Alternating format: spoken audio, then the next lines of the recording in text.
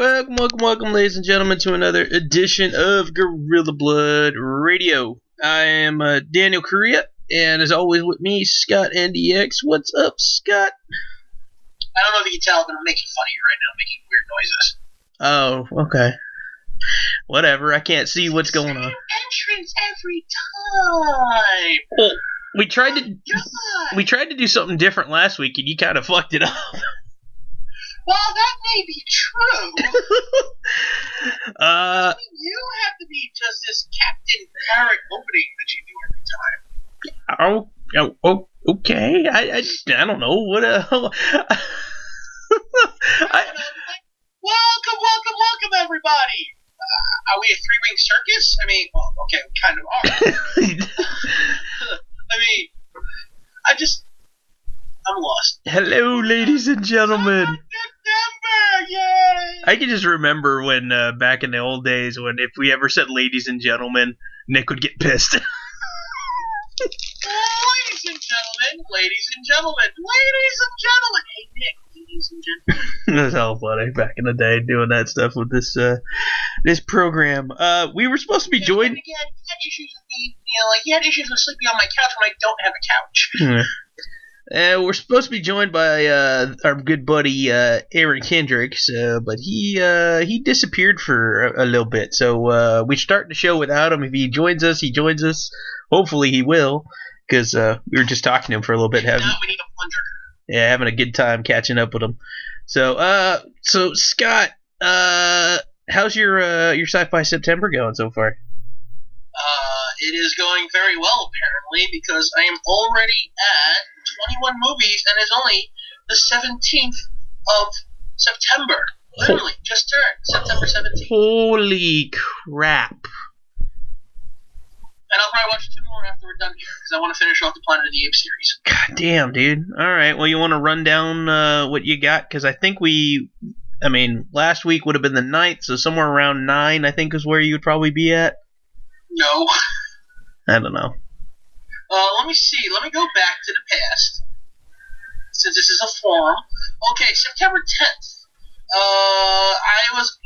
I finished with, let's say, Saturn 3, I think it was. Yeah, Saturn 3, because I literally watched it before the show. Okay. Alright, so that was number 12. Oh, goddamn. You were already super far ahead. Shit. I'm not fucking around this month, man. Science fiction films are some of my favorite movies. I don't know shit diddly all about fucking science, But, gosh, darn it, do they make good movies. That is for sure. I mean, come on! Although I will say this, in that time I've only watched, I think, 9 movies since then. So it's not like I've added a whole bunch to my list. But you're still, 4 days ahead. Yeah. And I'll probably be even farther ahead at the end of, this morning, because I probably won't go to bed. Because it's midnight, by the way, 12:02 a.m. exactly, because we've been talking for 2 minutes since I've said, hey guys, it is September 17th. Future boy. Yeah, it's not my fault that you're stuck in the past. Oh, well. More ways than one. Oh, well. So, go ahead. What's on your list, then? Oh, well, I ended it with a movie called Saturn 3, which had Kirk Douglas's ass in it, and let's never speak of that again. Okay. Then I followed it up because I watched a clip online about Spaceballs, so I watched Spaceballs. Yay. And then I realized, if I'm going to watch Spaceballs, I need to watch another classic, Total Recall. Nice. Yes, that Colin Farrell... No, let's be honest, no one watched that. It was actually on TV the other day, and I still watched it. No, I didn't watch it. Shockingly, I didn't want to watch it. I'm just saying, still no one watched it. Come on, that movie is utter trash. It's a beautiful fucking film. And it's got Bokeem Woodbine in it, so that's never a bad thing. But god damn, is that a movie? No, that wasn't a movie. That was a travesty. On celluloid. Jeez. Alright. What else? It was not good.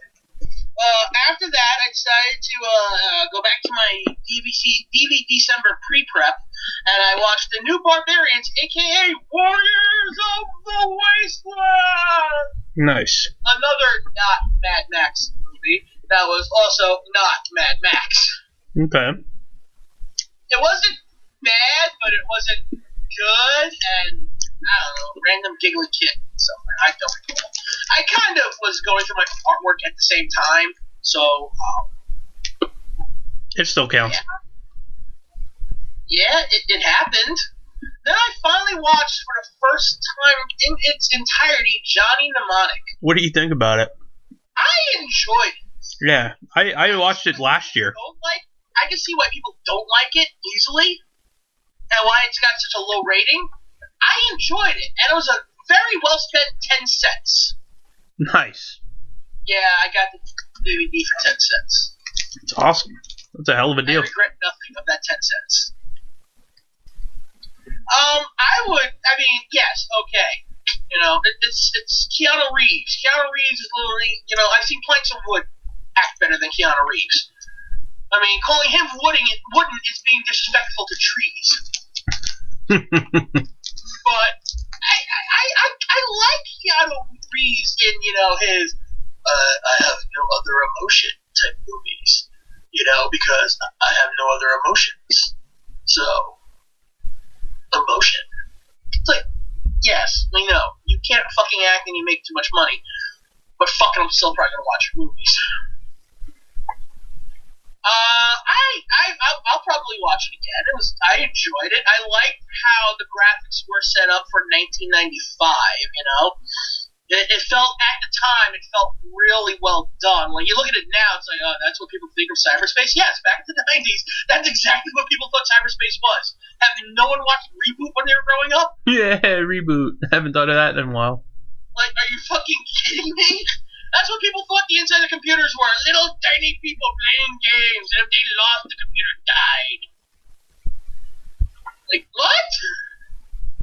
The shit? And then season 3 is Enzo getting lost in the internet, growing big, getting a fake eye, and dating a mermaid.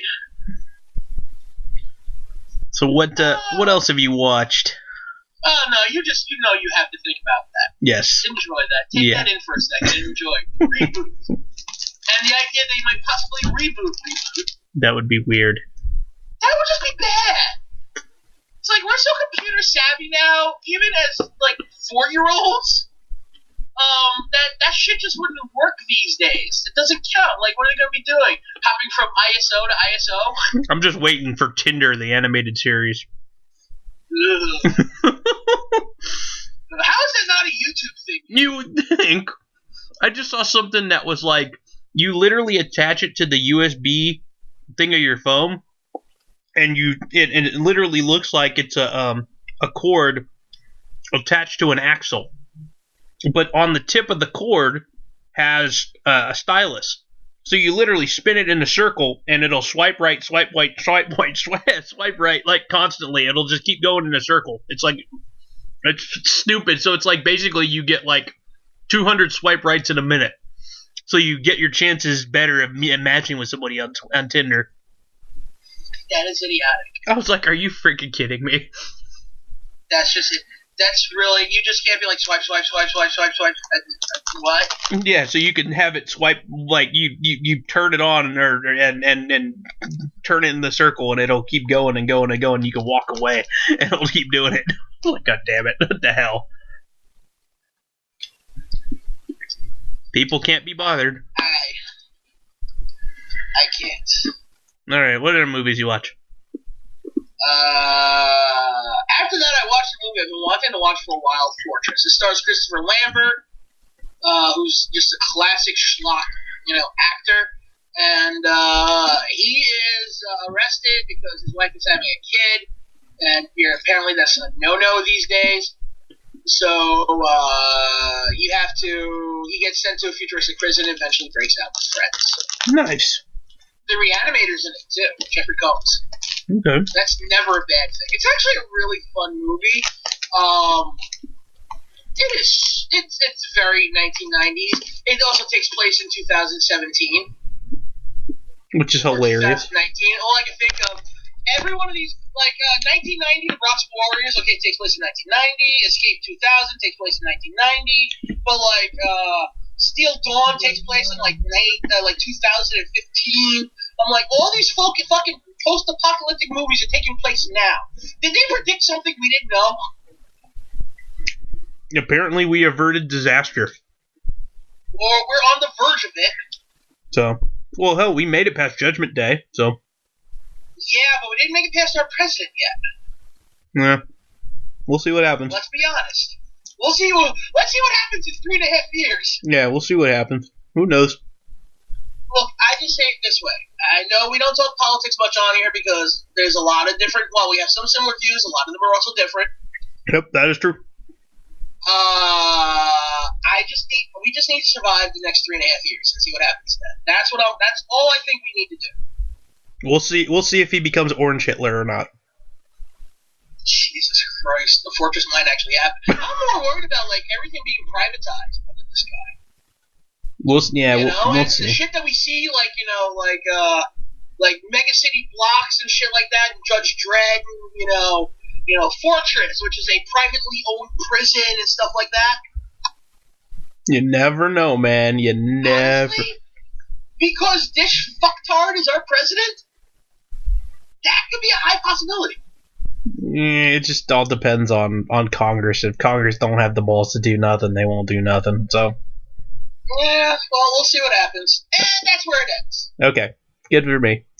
Well, I was going to say, another movie where it's kind of like on your list, I happen to find your list now, where it's like, future utopia world gets totally fucking destroyed by bugs. Oh, you mean the next film on my list? Yes. Starship Troopers? Yeah, I love that movie, dude. If fascist utopia gets punked out by insects. Yeah, because Casper Van Dien is from Buenos Aires, Argentina. Well, I do like the fact that they tried to make it seem like where there's no racial problems, there's no cultural problems. The only problem they have is fucking bugs. Yeah, now the bugs are coming out of nowhere. It's like, we won this world by might. Now what are we doing? Oh, hey, insects. Yeah, I thought that was kind of crazy. Like, they had to find something to fight, It's satire in a way, and I understand what they were going for with it, but in the end, it's also just a great sci-fi film. It is. I really enjoy that. Plus, I mean, you don't realize it at the time, but the cast in that is pretty damn good for being, at the time, not very relatively known people, but... let's look who also directed. Starship Troopers is directed by Paul Verhoeven. Now, Paul Verhoeven is also known for directing Total Recall, Showgirls, and RoboCop. Yeah. Okay? That's like 3 massively well-known and 2 really good fucking movies there. Yeah. And then Showgirls. Yeah. Well, I mean... people here, like Denise Richards, she became a pretty big star. Well, Neil Patrick Harris is already a pretty well-known name. Exactly. Casper Van Dien kind of really went nowhere with his career, but he's very well known for a B-grade actor. Yeah. Well, I mean, even... He's a top-name B-grade actor. Yeah, and again, you even go through, and I know it's a name not many people know, but Clancy Brown, the guy who played Zim. I'm sorry, everyone knows Clancy Brown. I didn't personally know his name. Justice League Unlimited, you know Clancy Brown. Because you hear the voice all the time, yeah. He is fucking Lex Luthor. But you've seen him in so many things. I've known Clancy Brown for 30 goddamn years. He's always been one of my... Him, Ron Perlman, just because of their stature and vocal capabilities and what they have, if I hear their voice in a show, I recognize it right away, except for one time. One time I never recognized it until I read about it, and that was when he's Mr. Krabs. I never really thought of it because I never really watched SpongeBob until one day I was scrolling through the channels. It was on. I watched it for 5 minutes, didn't care. Then I looked up for some reason Clancy Brown because I just like looking at people's IMDb's and see if they got shit coming out. And it said Mr. Krabs. I'm like, no. Well, dude, one of the Golden Girls was in it. I mean, you've probably seen Jake Busey in other things and not realize who the hell he is. No, I'm sorry. I watched Shasta McNasty. Okay. See, you know more people than I do, but I do take UC very well because I also watched The Frighteners, which came out before Starship Troopers. I was always a huge fan of that film. Hey, Aaron's here. What's up, Aaron? Yes, my computer died and I couldn't turn it back on. Oh. Yes, we'll go with that. Yes. We're talking about some movies. Scott's running down his Sci-Fi September list right now. So he just got to Starship Troopers. Oh, okay. I'm actually a really big sci-fi fan. I think it's my favorite genre. Nice. It is one of the best, if not. Well, can you guys pick a favorite sci-fi movie? Ever? For me, just in general, one of my favorite all-time films would be The Empire Strikes Back. Nice. Oh, God. I mean, let's be honest, it's the best Star Wars film out of all of them. Not taken away from Return of the Jedi or The Force Awakens or Rogue One or, the holiday special. Yes. Yes. I think if someone put a gun to my head and told me to pick a favorite sci-fi movie, I think I'd have to say Joe Dirt. What the hell? Hang up on him. Yeah, Joe Dirt. There's a lot of science and a lot of fiction in that movie. Don't believe me? Just watch it. Just hang up on him. Am I lying? There's a lot of bullshit going on in this conversation. Hey, it's not by me or Daniel. Daniel gets it. I can tell by that laugh. You know what also I thought of too is a good science fiction movie that is slowly becoming science fact is Idiocracy. Yes, I didn't know anybody had seen that movie but me on the planet, or else I would have said that as my favorite science fiction movie. I would have at least understood you saying that. I've never liked that movie the few times that I've tried to sit through it. It is so bad. I never got into it, but I understand why people like it, and it's definitely, oh my God. Ladies and gentlemen, the President of America, President Camacho, sit your ass down. Such a dumb movie, but we got this guy not sure. It is such a bad movie, but oh my God. It's funny. Sometimes you have to watch and enjoy the bad ones. Trust me. That's my fucking collection. Yeah. I love that movie, actually. Idiocracy is one of my favorite movies. I've only seen it a couple times, but I just can't help but roll my eyes and go, oh God, please don't tell me we're actually rolling into that right now, slowly but surely. No, I've got a math teacher she was my 8th grade math teacher, and she called it. Like, she told my class, and I guess this would have been like 2007. She told my class, "You guys are going to make this country idiocracy." And slowly but surely, now that I'm an adult, things are really turning to shit in this world. I mean, Scott and I work in schools. I mean, we see some of that firsthand. Oh, God, don't remind me that we work in schools. Oh, man. Sometimes it's bad. Sometimes it's real bad. I work part-time in a grocery store now. Oh, God. So you probably see that, too. Oh, you see more. You see everybody at the grocery store. Especially who just got off work place. Remember, I work at a pharmacy, so. Oh, okay. Fuck, I hate it. That's my Saturdays. So you work with all the tweakers? No, that's not my neighborhood. My neighborhood is everyone over 70. So nobody ever comes in there asking for syringes or anything like that? No, they're usually asking for adult diapers and denture cream. You have tweakers in your grocery store? Yeah. Holy shit. That's what I was gonna say. Like the grocery store is like the one that I work at. It's called Save-A-Lot. It's like the. Okay, I'm sorry, my cat. It's okay. Con is like literally playing with her water. I think she sees her reflection in it or something. She's like, attack! Yeah, but anyway. What are you doing in my house? Save-A-Lot is the grocery store that I work at, and it's like the absolute lowest prices. It's like that store that Chris and his mom went to on Everybody Hates Chris, where they buy all the generic food. Like, there's no name for anything. It's like cookie. It's a giant cookie. And that's the kind of store that I work at. And so everybody with food stamps and they all get government help and all this crap, and they're all on welfare. None of them want to work. They're all missing their teeth. Like, it's this kind of place.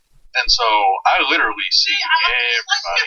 I just want to say I'm slightly offended by this because my father was on food stamps and he was missing all of his teeth too. Oh, jeez. That was because a crankshaft fell out of a truck on his face and crushed most of them. Oh. So he had the rest of them removed from the top and most of them from the bottom. He had like 6 teeth left when he died. I'm just saying. Yeah. He's hardcore. Mick Foley would look at him and cringe. Dude, that makes me think of one of the silly jokes that my nephew told me.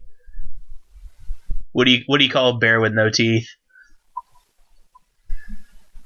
A gummy bear. Your nephew? Yeah, my nephew comes up with a bunch of random jokes. That's awesome. I'm going to use that. That was actually pretty good. Yeah, he comes up all of a sudden out of nowhere. He comes up with some jokes, and it's like, damn, that was pretty good. Most of them have to do with just him wanting to say the word "but." But yeah, that was one of the better ones. Yeah, but that's half of Aaron's jokes too. So. What? I like butts. What can I say? Either that or calling me a Mexican or something. I'm an ass man. So, all right, Scott, you got what, 3 more on your list, and they're all in the same series? Oh, I'm sorry. Yes. Well, we were talking Starship Troopers. We were mentioning, like, how there's a lot of people on this list who's actually pretty well known, but they might not have been well known at the time. Unlike, apparently he didn't know who the fuck, Clancy Brown was at the time, or Michael Ironside. Oh yeah, absolutely. That's another one that you see in everything. Patrick Muldoon. I gotta look up the people now again, just to be on the safe side, so I know I got. Oh yeah, that's the guy who's on Fleet with the. Yeah, who got his grandson now. Yeah, he was Xander. Delicious ingredients. Denise Richards. Dude, that's funny. Rue McClanahan was in it as a teacher. That's funny. That's what I said. I know you said, but I'm just finally seeing the picture and her name on this list, and I go, oh my god, that is right. I remember when I was watching that, I was like, oh my god, it's Blanche. That's funny. Like, when I first saw it, like, that's Blanche. And my mom even watched it, who watched the Golden Girls with me growing up. Like, that can't be her. Yeah. Well, shit, the girl who plays Diz, Dina Meyer, like, dude, she's on TV now. Isn't she on, like, a freaking, what is it? Freaking hell. What is the TV show she's on now? Kingdom. I'll take your word for it. I think that's what it was. She had a nice set during the film. I think that's what it was. Yeah, dude. Yeah, that was the shower scene. And the fact that the sex in a tent and the what's his name walks in on him. Yes. That was funny. We're rolling out 10 minutes. Who's that with you? Make it 15. Make it 20. Or whatever. We can do it at 20. Okay. Yeah, that was hella funny. That's it's a nice bit of levity before, like, the shit hits the fan. Yeah. So you know something bad's gonna happen in the fucking film, but she's like, "Aw, that's great!" Oh shit, one of them's dead. It's so freaking hilarious. Man. They're making like a 4th one. They're doing like an animated Starship Troopers now, or they came up with one. Yeah. And they both, Dina Meyer and Casper Van Dien, come back to do voices. Yeah, I just seen that on her page. Casper Van Dien did a 3rd Starship Troopers movie. Yeah, they're bad. Oh my god, those sequels are horrible. They're horrible. They're absolutely horrible.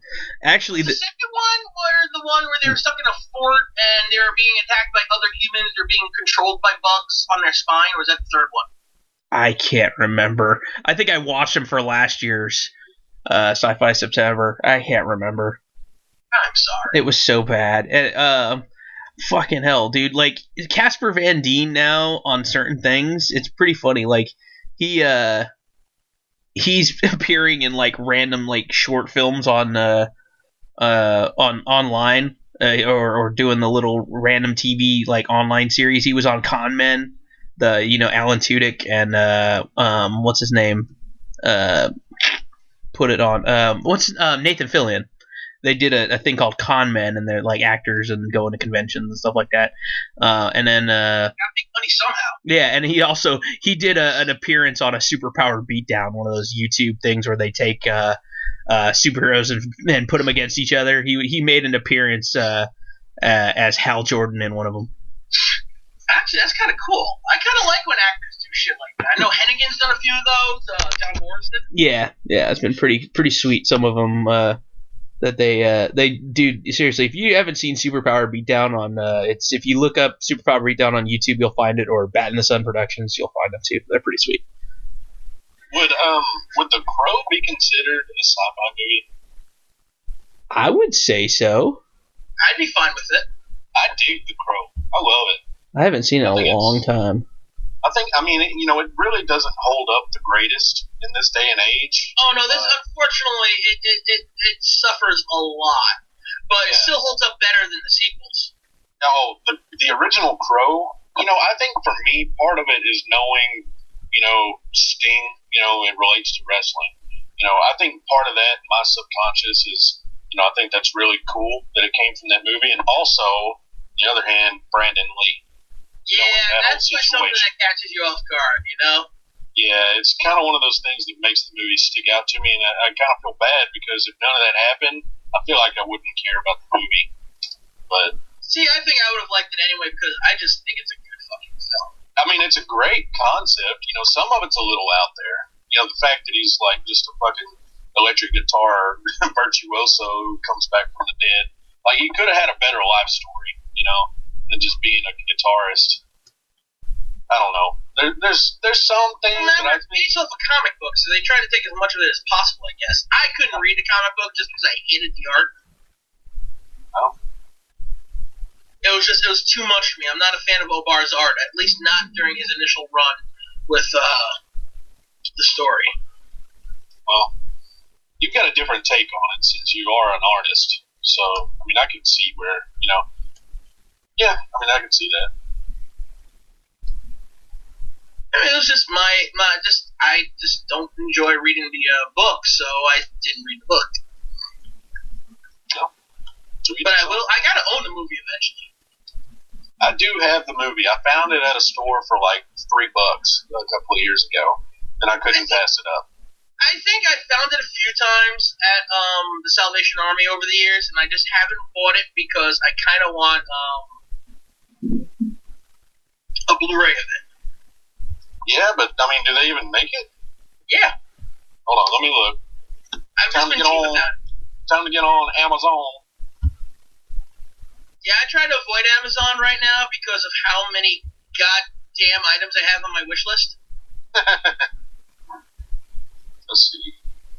The Crow City of Angels is on Blu-ray. That's a sequel. I don't see a Blu-ray of The Crow available on here. Let me check out eBay. I know there was at one point. Let me check it out. Well, while we do that, the next, damn, she's beautiful. $10. Yeah, that's why I'm waiting to, just a little cheaper. I'm a cheap bastard. So, the next 3 movies on my list, which were the last 3 I watched this morning officially, because I started watching them about 3 in the morning, was the original Planet of the Apes, indeed, the Planet of the Apes, and Escape from the Planet of the Apes. Yeah. Classics. Now, I've never actually watched any of them. What? I've never seen any of the original Planet of the Apes films. I've only seen that travesty from 2001 and the recent films that have come out, which are really good, except for most recent. I have not seen War yet.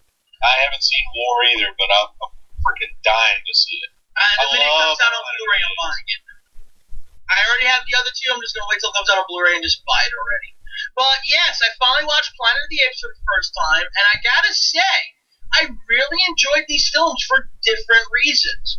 You know, Planet of the Apes, just classic sci-fi fare. Beneath the Planet of the Apes just went really just left field with this, didn't it? I mean, Aaron, you know what I'm talking about, with the humans, and the masks, and the mental telepathy things. Yeah. And everyone getting blown to bits. Sorry, like my audio completely died for a couple seconds. My God, your computer sucks. Yes, it does. Well, like I was saying, you know, Beneath kind of went left field with everything, with the weird humans with the masks and the telepathy and shit. Yes. Like, you know what I'm talking about there. And Escape was kind of cool, seeing, you know, the apes come to our reality and seeing how they get, you know, both treated as royalty and then ostracized for who they are. Yep. Really, 3 completely different movies that told 3 really good stories. I enjoyed it, and I can't wait to watch the last 2 after we finish recording this show. Right on. They're really great, and those movies were really ahead of their time too, because I think most of them were made in the early 70s. The first one came out in 68, then 70, 71, 72, and 73. Yes, and the cosmetics of those movies, all the makeup and the whole design of the apes. I mean, just what was a movie before that where you saw, you know, the props and the makeup like that? You know, aside from maybe Star Trek. Look up Island of Lost Souls from 1933. I mean, there are a few. Yeah, 1933. No, I'm telling you though. Look that up. You will not regret it. Well, that is a classic variation of the Island of Dr. Morneau, and it's I think it's got God damn it, I can't remember who was in it. I found it one time because someone said it was one of the best versions of an Island of Dr. Morneau, and it really is. I got the Criterion version of it. It's from 1932, rather. My mistake. I'm sorry. And I believe, was it Boris Karloff who's in it? Bela Lugosi. Bela Lugosi's in it, one of his later roles. It's fucking fantastic, though. Like, I remember one guy almost died from when I was reading the trivia for it, because the suits that the animal people wore were made out of foam rubber, and he fell into the lake, and it started to absorb all the water, and he couldn't get out. Oh, shit. You know, I suggest if you haven't seen it, watch it. Also, Rob Zombie sampled some of the lyrics, some of the quotes from this in one of his songs. So. Which song? Oh God, I don't remember it, but it's like what the lyric is. Do you know what it feels like to be like God? Huh. Interesting. Yeah, that came from this movie. Interesting. Huh. Yep. Random. Definitely, if you can get, I think it's public domain too. So it might be on YouTube. So if you can watch it, fucking watch it. I don't know, but for some reason, when you said that thing about feeling like God, it made me think kind of artificial intelligence. Have you guys seen Ex Machina? Yes. Not yet. It's on my time. I'm literally looking at the piece right now. I'll probably watch it before the end of the month. You need to watch it tonight, Scott. I can't watch it tonight. I have 2 other Planet of the Apes movies I need to watch. No, you need to watch Ex Machina tonight. No, I need to watch those films first. Oh my God. As of right now, from what I'm seeing, Island of Lost Souls from 1932 full movie is on YouTube. It's only an hour. That's the wrong one. Oh, well, damn it. I believe that's the wrong one. Of course, the one that has the full. Let me check that up quickly first. I'll look that up, see if that's the right one or not. There's another one on here that says it's an hour and 36 minutes. Yeah, that leads to another fucking website. Oh, I hate when it does that. Damn it. But seriously, Ex Machina is a great movie, and it makes you think about artificial intelligence. Yeah, the original runtime for the film is 70 minutes. Okay. Apparently, they remade it in 2007. Yeah, usually that's probably a bad thing. That's like watching a remake of The Cabinet of Dr. Caligari. Why? They also remade it in 1974 as well. Crazy. Well, there's also a shitload of The Island of Dr. Moreau films. I mean, didn't they do one with The Island of Dr. Moreau? Yeah, I think it came out in the late 90s. Marlon Brando was the doctor. Oh, I know there was one that came out in the late 90s, and I want to say maybe Val Kilmer was in one. That might be the same one. Maybe not. Man, I don't know why I think Val Kilmer was in it. Yeah, it is. Marlon Brando's in it. Yeah, Val Kilmer is in it. Okay, cool. I was right. Yay! We think we figured it out. Yeah, Marlon Brando, Val Kilmer, David Thewlis. I don't know why that name sounds so funny to say, but it looks like the dude who what's his name? Was he the dude on? No, maybe not.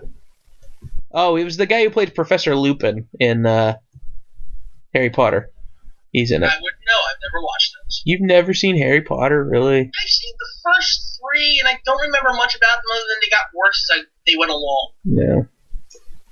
Can you guess why he's called Professor Lupin? He turned into a werepoodle? Woohoo! He has lupus. How does he disagree with me? Be here all night. Oh, God. I shouldn't be laughing this hard. And yet you are. You know what you call a bear with no teeth?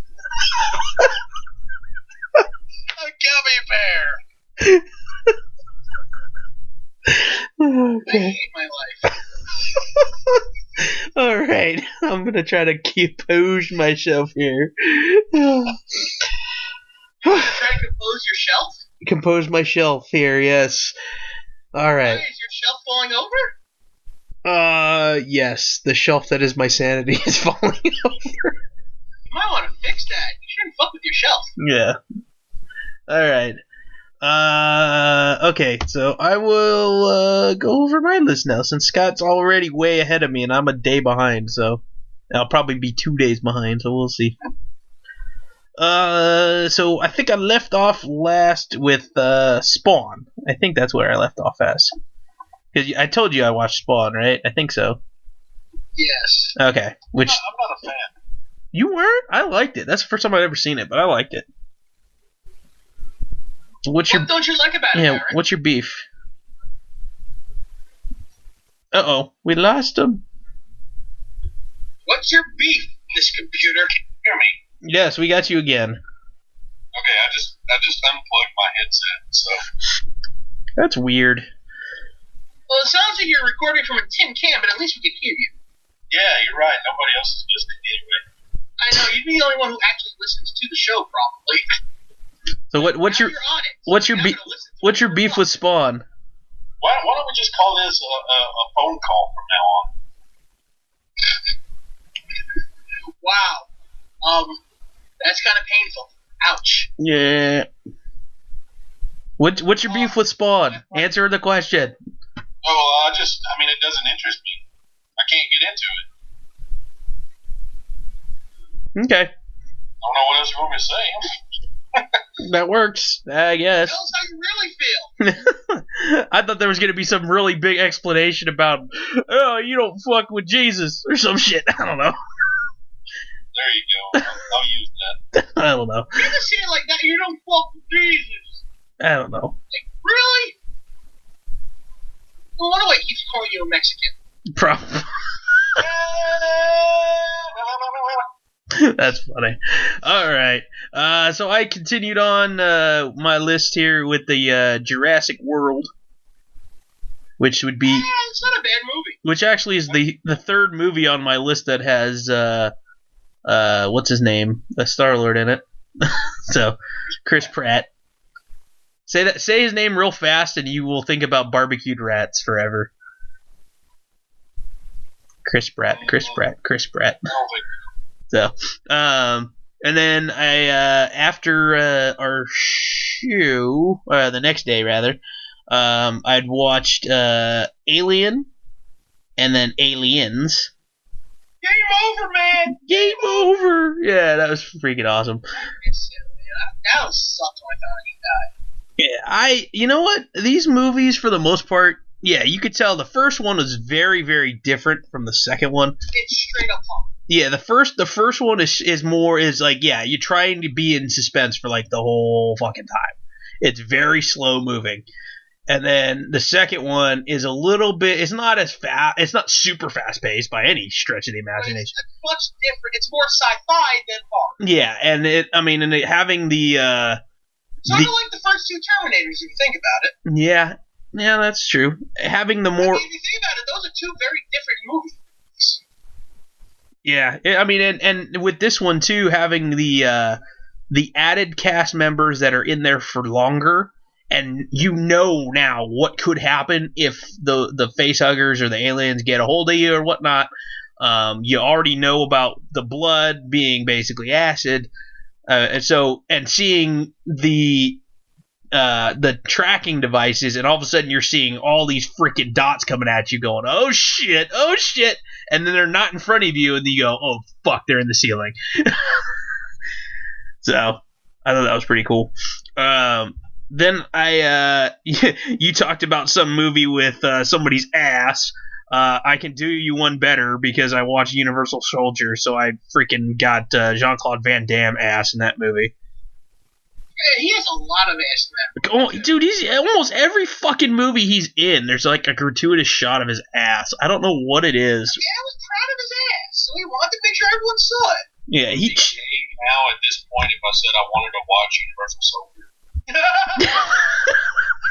because I've never seen it. It's a good movie. It's just there's like, we won't judge you for wanting to look at his ass. Sometimes you just need to look at Jean-Claude Van Damme's ass. Never mind. I've gone this long without seeing the movie. I can go longer. I don't want to watch it. It's him and Probably a bad movie anyway. dude. No, it's pretty damn good. Dolph Lundgren in it is actually really good. Isn't that movie Goldberg is in?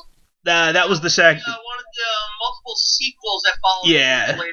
With the really shitty Megadeth song that accompanied it. Crush 'Em? Dude, that song is awesome. So, but yeah, no, there's a bunch of Universal Soldier movies and stuff like that. Yeah, Goldberg was he in The Return or which one? I don't remember which one it was. I think it was the Universal Soldier: The Return. Yeah. And then they had like one like random guy like who was that the black guy who was in that huh? African American, dude. Whatever. I can't think of the guy's name who was in that. Who played Seth in that film? Danny Glover? No. Morgan Freeman. No. Wesley Snipes. You're just gonna. Selection of black people are very low right now. We need to expand that. Oh, it is Michael J. White. Okay. It was him. Jay White. I'm sorry. I didn't know he's been around for that long. Dude's been around since Toxic Avenger 2. Michael J. White. I've never seen that, Scott. You're probably lucky. Yeah, Michael J. White, the guy who was Spawn. I haven't seen that, but I'll tell you something I have seen that doesn't make me feel lucky, and that's The Strongest Man in the World with Mr. T. Look it up. I think I won't. I beg to differ because if you watch The Adventures of Pete and Pete, the strongest man in the world was Artie. So that was the name of the movie, The Strongest Man. I think the strongest man in the world is It was either The Strongest Man or The Toughest Man in the World. I can't. You know what? I'm gonna look it up. That's funny. Mr. T is the lead, and Mr. T is not a leading man. Let's just hope they don't remake it and put Rampage Jackson in it. Why? Rampage is like They won't remake it. Also, I myself. Yeah, I don't know what happened all of a sudden. It's only starting happening so long you expect to pick them. Okay, hold Weird. Huh. Yeah, now. I'll try the headset again. Is it better now? I think so. I mean, it's working, but it's already cut out on me 3 times. Do you hear me now? Yeah, no echo this time. I don't know. Maybe it is that. That's weird. Damn it. That sucks. I think we need I'm sorry, dude. I don't know if Aaron can hear us now. I hear you. Oh, okay. And then I finally, after all the prodding from Scott, I finally watched Demolition Man.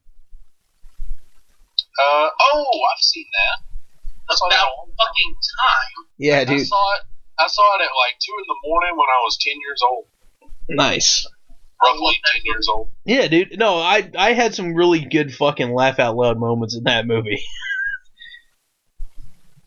It was good. It's a classic film, man. Yeah, it's a really good movie. And I don't know what it was about Wesley Snipes' character in that, but he was freaking funny. And they reprogrammed fucking Sylvester Stallone, and he's like, dude, all I want to do is fucking knit. I was like, what? Hella random. Yeah, that was good. It's a smart sci-fi action film. Yeah, and it's fun of a lot of action tropes at the same time. Yeah, and the whole idea of the police force basically being completely like ineffective at every single fucking turn. So, oh man, yeah, no, it was a good one. The fucking he doesn't know how to use the 3 shells, and then he goes and just swears at the machine to spit out all the freaking tickets, and he goes back to where's the bathroom so he can wipe his ass. That made me laugh. So, how the fuck do those shells work? I don't know. I don't get it. The toughest man. Apparently, you use 2 of them to pinch it off like chopsticks, and the third one to scrape it clean. God, I have no idea. So Aaron posted a link in here to the toughest man in the world star, Mr. T. And just to put it in context, this was one of those $1 movies you buy at Walmart. Oh gosh. Mr. T's. No, I don't think they'd even have those at Walmart. Mr. T's first starring made-for-TV movie role has him playing a tough and scowling but soft-hearted nightclub bouncer who finds himself involved with a bunch of kids after being conned into taking over a youth center. Jesus Christ! Who is this? At the Camp Nowhere? I mean, it sounds good, but it's not good, I promise. Kindergarten Cop. Sounds like a very stupid 80s movie. Which it came out in 1984, so. Well, then, exactly. Yeah. So, 84 would have been after Rocky 3, wouldn't it? Probably? Question mark? I'm Ron Burgundy. 84 sounds like Rocky 4. Rocky 3 was 82. 3 is as old as I am. How does that make you feel? Old. Rocky 3 is my favorite Rocky movie, though. You know, I saw Rocky 3 was from 85, and I saw it was it last year or the year before? I believe I saw it last year at the Nighthawk at a midnight viewing on 35 millimeter. Rocky 3 or Rocky 4? Rocky 4, man. Rocky 4 is pretty good. Rocky 4 is my favorite of the Rockies because I was big. I love the first 4 Rockies, and Rocky 5 is not bad either. I know people give it shit because it's not a really good Rocky movie. It's just not a bad film. I think the idea of the street fight with Tommy Gunn or whatever the fuck his name was, Tommy Gunn, because Johnny Gunn was the wrestler. But the idea of the street fight with his protege instead of an actual sanctioned boxing match, I think it's a great idea.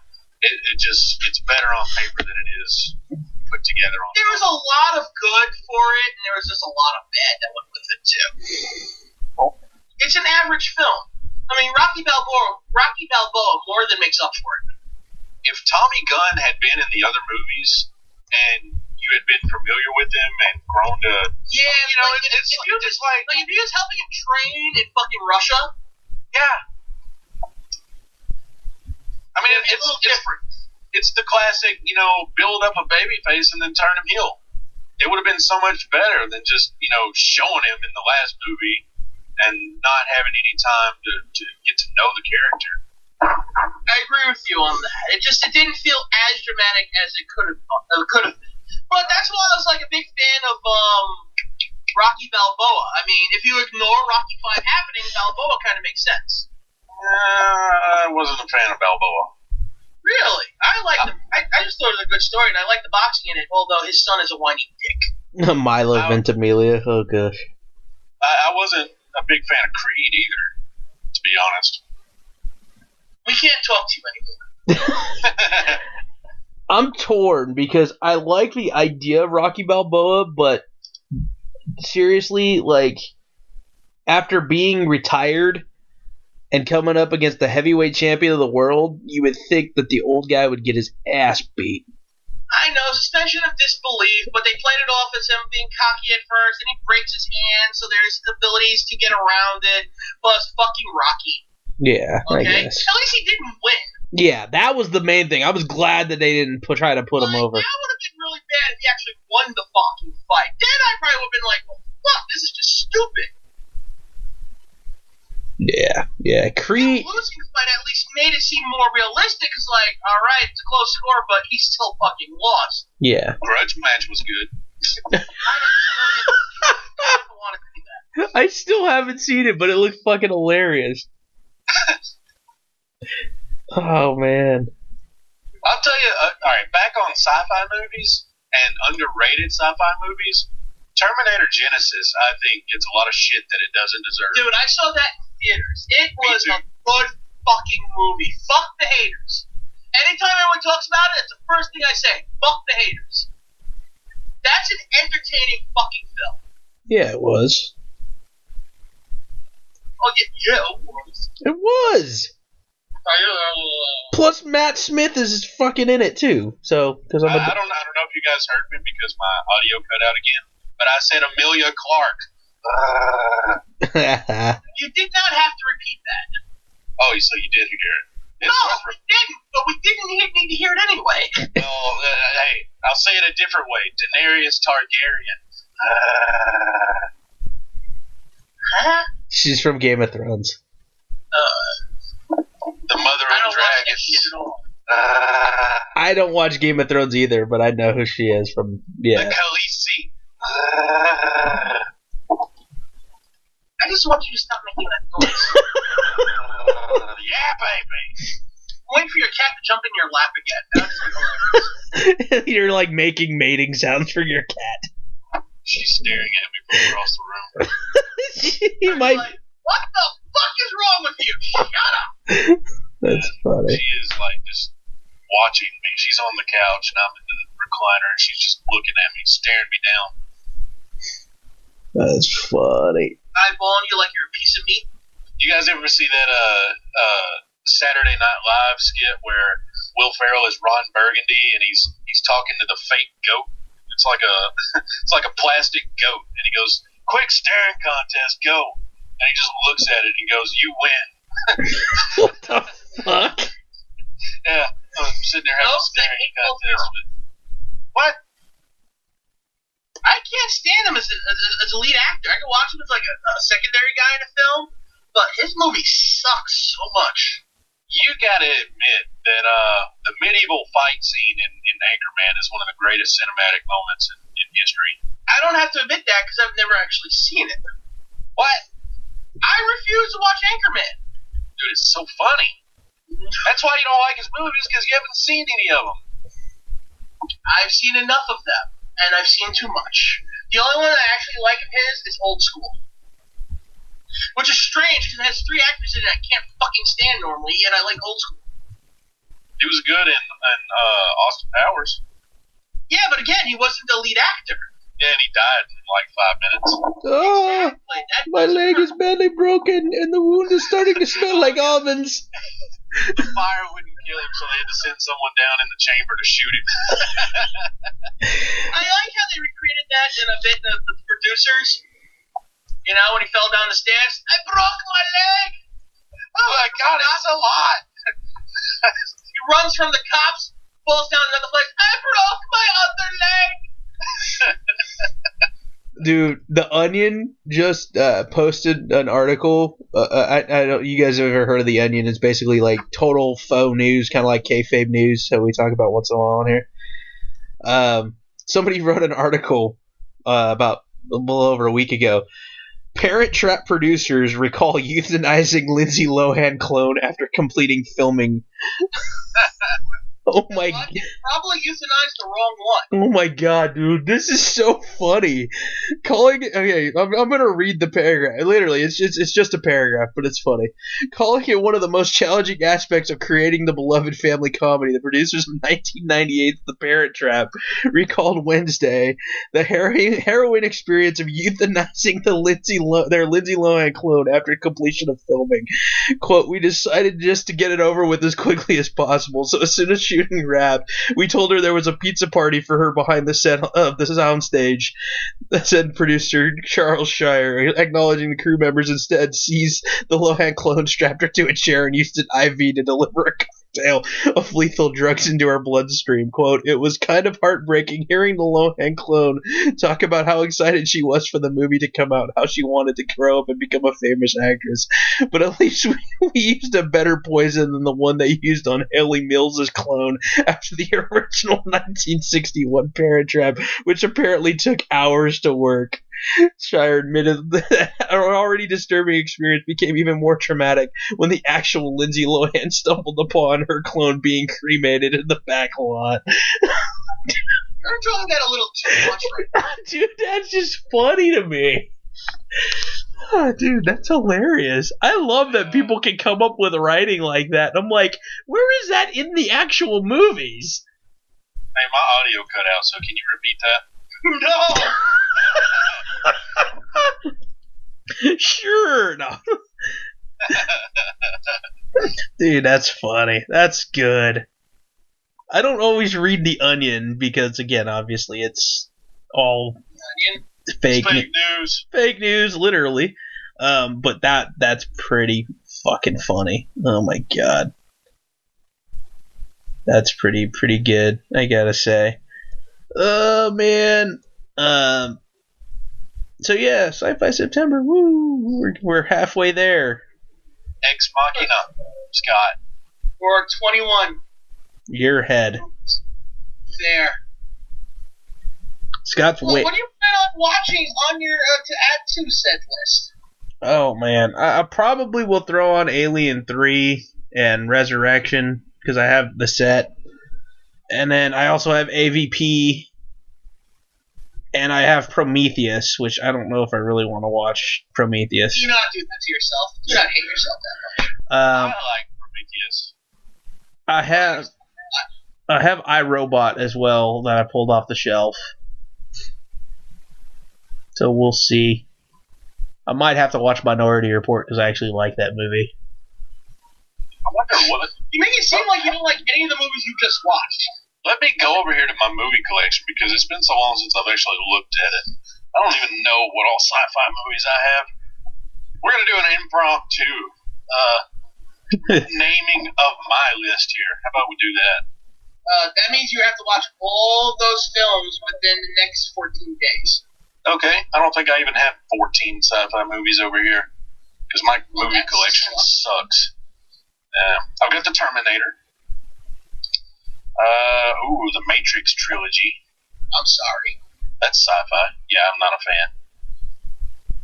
Predator. That's sci-fi, right? Yeah. Classic.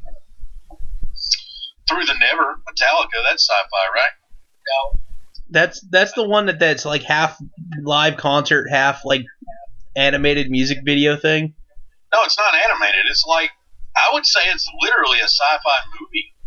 Okay, I was thinking there was some part. I'll watch it and I'll make that decision for next year. Yeah. Let's see. Is the Teenage Mutant Ninja Turtles considered sci-fi? Do you see 4-foot-tall turtles walking around? No. Yeah, it's sci-fi. And Megan Fox. Oh God, wrong turtles. Hacksaw Ridge. I forgot I had that. That's a great movie. I want to see that. It is a good one. Huh? It's not sci-fi, but I'll watch it. I just want. I like good. Dude, we have Arnold Schwarzenegger coming up in a month and a half. Oh my God, I'm a fan already. She said Schwartz November. How have you not been a part of this shit yet? I've got the Amazing Spider-Man 1 and 2, and I love both of them because Andy Garfield is great. Man of Steel. I'm sorry. Rambo movies aren't sci-fi. Absolutely not. Let's see, what is this? The Mortal Kombat collection. Yay! Mortal Kombat Annihilation, and Spawn. Hey, see, he does have Spawn, even though he hates it. Jesus Christ, you don't even like Spawn, you have it before I did. What is this? A Saturday Night Live. I've got Terminator, Terminator 2, Terminator 3, Space Jam, that's sci-fi, right? Yes, unfortunately. Tomb Raider would be considered sci-fi, right? Because of all the... I think more action sci-fi. There are monsters in it. It's still action over it. That's just like saying Kingdom of the Crystal Skulls is a sci-fi movie. Like, Indiana Jones and Kingdom of Crystal Skulls is not a sci-fi movie until the very end. Idiocracy, you guys called it sci-fi earlier. Sci-fi turning into actual science. Is Hot Shots considered sci-fi? Fucking, I haven't thought of that movie in forever. It's actually Hot Shots Part 2. Part D. Yeah, and I do have the Naked Gun trilogy as well. Beautiful set of movies right there. Okay, so here's a controversial one for you guys to debate. Would The Passion of the Christ be considered sci-fi? If you're an atheist, yes. If you're an atheist, yes. Okay, not atheist. Neither.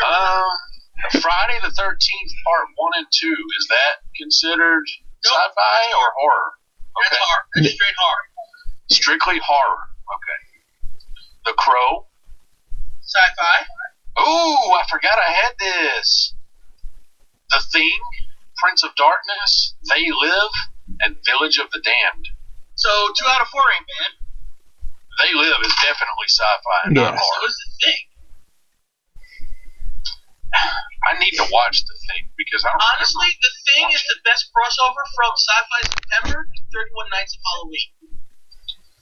Well, They Live is one of my favorite movies, so I can watch that any month. I'll even watch it on Swartz in November. That works there? Joe Dirt, I've already established that one. Fuck you. Poltergeist, that's horror. Okay, here's a weird one for you that you may not think is sci-fi at first, but if you know the Iliad and the Odyssey, oh brother, where art thou? I've still never seen that movie. There's a lot of symbolism in there, and I don't know if you would consider it sci-fi or not. I would not. I think the argument could be made. Yeah, I The don't. argument will fall on deaf ears. I don't even know the premise of the movie. So all of the Star Wars movies are considered sci-fi, right? Yeah. Sweet. Except for The Phantom Menace. And your reasoning for that one? Jar Jar Binks must die. I love The Phantom Menace. Honestly, that's the only prequel film I actually can tolerate these days. It's not, honestly, And the other two. it's not as bad as everybody says it is. People hype it up to be like, oh my god, And it's... then Revenge of the Sith is not as good as everyone says it is. You stop it. Revenge of the Sith is shit. Don't try it, Anakin. Don't do it. I have the high ground. I'm going to jump and then fall near the lava, and then the only bit of lava to come onto the fucking ground will touch me, but touch nowhere else because fuck you, lava. Yeah, the floor is lava for realsies, and Anakin sucks at it. Revenge of the Sith, it was my favorite Star Wars movie until I saw The Force Awakens. I am so sorry. It's a new Hope with new characters. Hey, Have you not seen the original trilogy? Yes. And Revenge of the Sith was my favorite. Oh my god. But I'm a huge And you think my taste in movies is bad sometimes here, Scott. Wow, I actually found a new low. Let me tell you something, though. I'll never forget the moment. Like, it was like 10 minutes into The Force Awakens, and I was watching it in theaters. And a little backstory, I actually got a speeding ticket that day, the day that it opened in theaters, because I didn't want to miss the movie. I love the way you say that, dude. Say theaters again. Theater? No, you changed the way you said it. I don't know what you're talking about. But anyway, the part in the movie at the very beginning where Poe Dameron tries to shoot Kylo Ren, and he turns around and stops the blast in midair. That was fucking. Just lets it sit there. That was fucking cool. I came out of my seat. That's the only time that's ever happened to me at a movie. I came out of my seat. I was like, oh my god! And then came in it. Yes. Yes. But that's all. Oh, no, it's not all. No, it's not all. Sci-Fi September, I think I can close it out with You Don't Mess with the Zohan. God. Greatest movie ever. My friend actually ripped that shit in half. Dude, my old soccer coach makes an appearance in that film. Yeah, I've heard the story. Yeah, I know I've told Aaron. I don't know if I told Scott. My old soccer coach is playing like the footbag hacky sack thing on the beach or something in that movie. I've never seen it, but he makes an appearance in the film. Like they're goofing around playing, like juggling a soccer ball or a hacky sack or something on the beach. I'm not even joking when I say I've probably seen the Zohan movie almost more times than any other movie. Oh God! I'm so sorry. I've watched it that many times. That's sad. I'm sorry. I love that. Masochist? You just like feeling pain. I think it's a hilarious movie. I'm a big fan of stereotypes, though. So obviously. Disco. Yeah, I'm good. Jeez, if we went through my list of shit that I could probably watch, Alienator, Cyclone, let's see, give me a second, Demolition Man, this is just like my box sets. Blah blah blah blah blah blah blah blah blah 12 Monkeys. Let's see, what is there any sci-fi number movie? The Sixth Day. La la la la la la la la la la. 1990, the Bronx Warriors escaped from the Bronx. And now we're up to A. Abyss! That is a fantastic movie. That would be considered sci-fi, or would it be? Yeah, would it be branching on to horror thriller? I think it would be a good combination of both. You got Adventures of Buckaroo Banzai Across the Eighth Dimension. Eon Flux. Ugh. Is that Akira? No, it's not really. The Aliens quadrilogy and Aliens vs. Predator. Let's see, what else do I have? A lot of the movies with American in the title. I gotta watch Men in Black. That's what I should watch. Men in Black and Men in Black 2, at least. Are you the kind of guy, Scott, that keeps all your movies in alphabetical order? Yes. I love you for that. Unless they're part of a set. So I have, starting from, let's go to letter I have Iron Man, then Iron Man 2, Thor, Captain America the First Avenger, Marvel's The Avengers, Iron Man 3, Thor the Dark World, Captain America the Winter Soldier, Guardians of the Galaxy, Ant-Man, Captain America Civil War, Doctor Strange, and Guardians of the Galaxy Volume 2 in that very order. You fucking put them in the Marvel timeline. Damn Skippy. That's awesome. That's fucking cool. Yeah, ever since my move, my fucking movies are all in shambles. I used to do them in alphabetical order, but I don't have the space now. Half of them are still in a box. I forgot that I actually have Hulu now, and Hulu has a great selection of movies. So Aeon Flux is on there. I have Hulu too. Yeah, Aeon Flux is on there. while we're on here, I think it'd be a good idea for me to go on here and look at things that I could actually watch for Sci-Fi September. So let me try to find. I don't know how to navigate on here. They changed it. Like, the interface completely fucking changed in, like, the last 3 days. Popular movies. Like, I'm trying to find where I can just, like, look at movies and then narrow the search down to sci-fi. Yeah, they have a genre search that you can narrow. Probably under movies, you can do, like, a tab that says search by genre or something. I know there's a way to do it. I just can't remember because of the new fucking format. Beforehand, it used to be like there was a bar on the main screen, and you just go over to genres, and that was it. Well, I've got it on my Roku, so it's a little different anyway. Yeah, I have it on my PlayStation. I wish I had a Roku. I've got 2 Rokus. It's worth it. You got one in the bedroom, one in the living room. When we did the Night to Dismember 2 years ago, Tomas tried to win another Roku, but couldn't because apparently he doesn't like movies. Genres. Here we go. Science fiction, baby. Let's look at what it says. Honey, I Shrunk the Kids. Classic. I guess that could be. Yeah, I mean it is science fiction fantasy. I guess that could be sci-fi. It's more. Yeah, it is. I guess it's to me. It's one of those situations where it's kind of like it borders on the fantasy realm because it makes me think of Mysterious Island with like the freaking size of like the animals and shit compared to the humans. So apparently, Hulu says The Hunger Games are science fiction movies. Dystopian future films are considered sci-fi. The Blob. That's one that I need to watch. You've never seen The Blob? I haven't seen The Blob. Dude, watch that tonight. You will not regret it. Oh. I think I found one that I'm going to watch instead. Double Team with Jean-Claude Van Damme and Dennis Rodman. Well, we can't talk to him anymore. I bet you see Jean-Claude Van Damme's ass in that one, too. No, I think you see Dennis Rodman's. I would like to watch Time Cop. I gotta find that. I know I have it around here somewhere. I don't know. I had so much things all over the place in boxes and shit, so.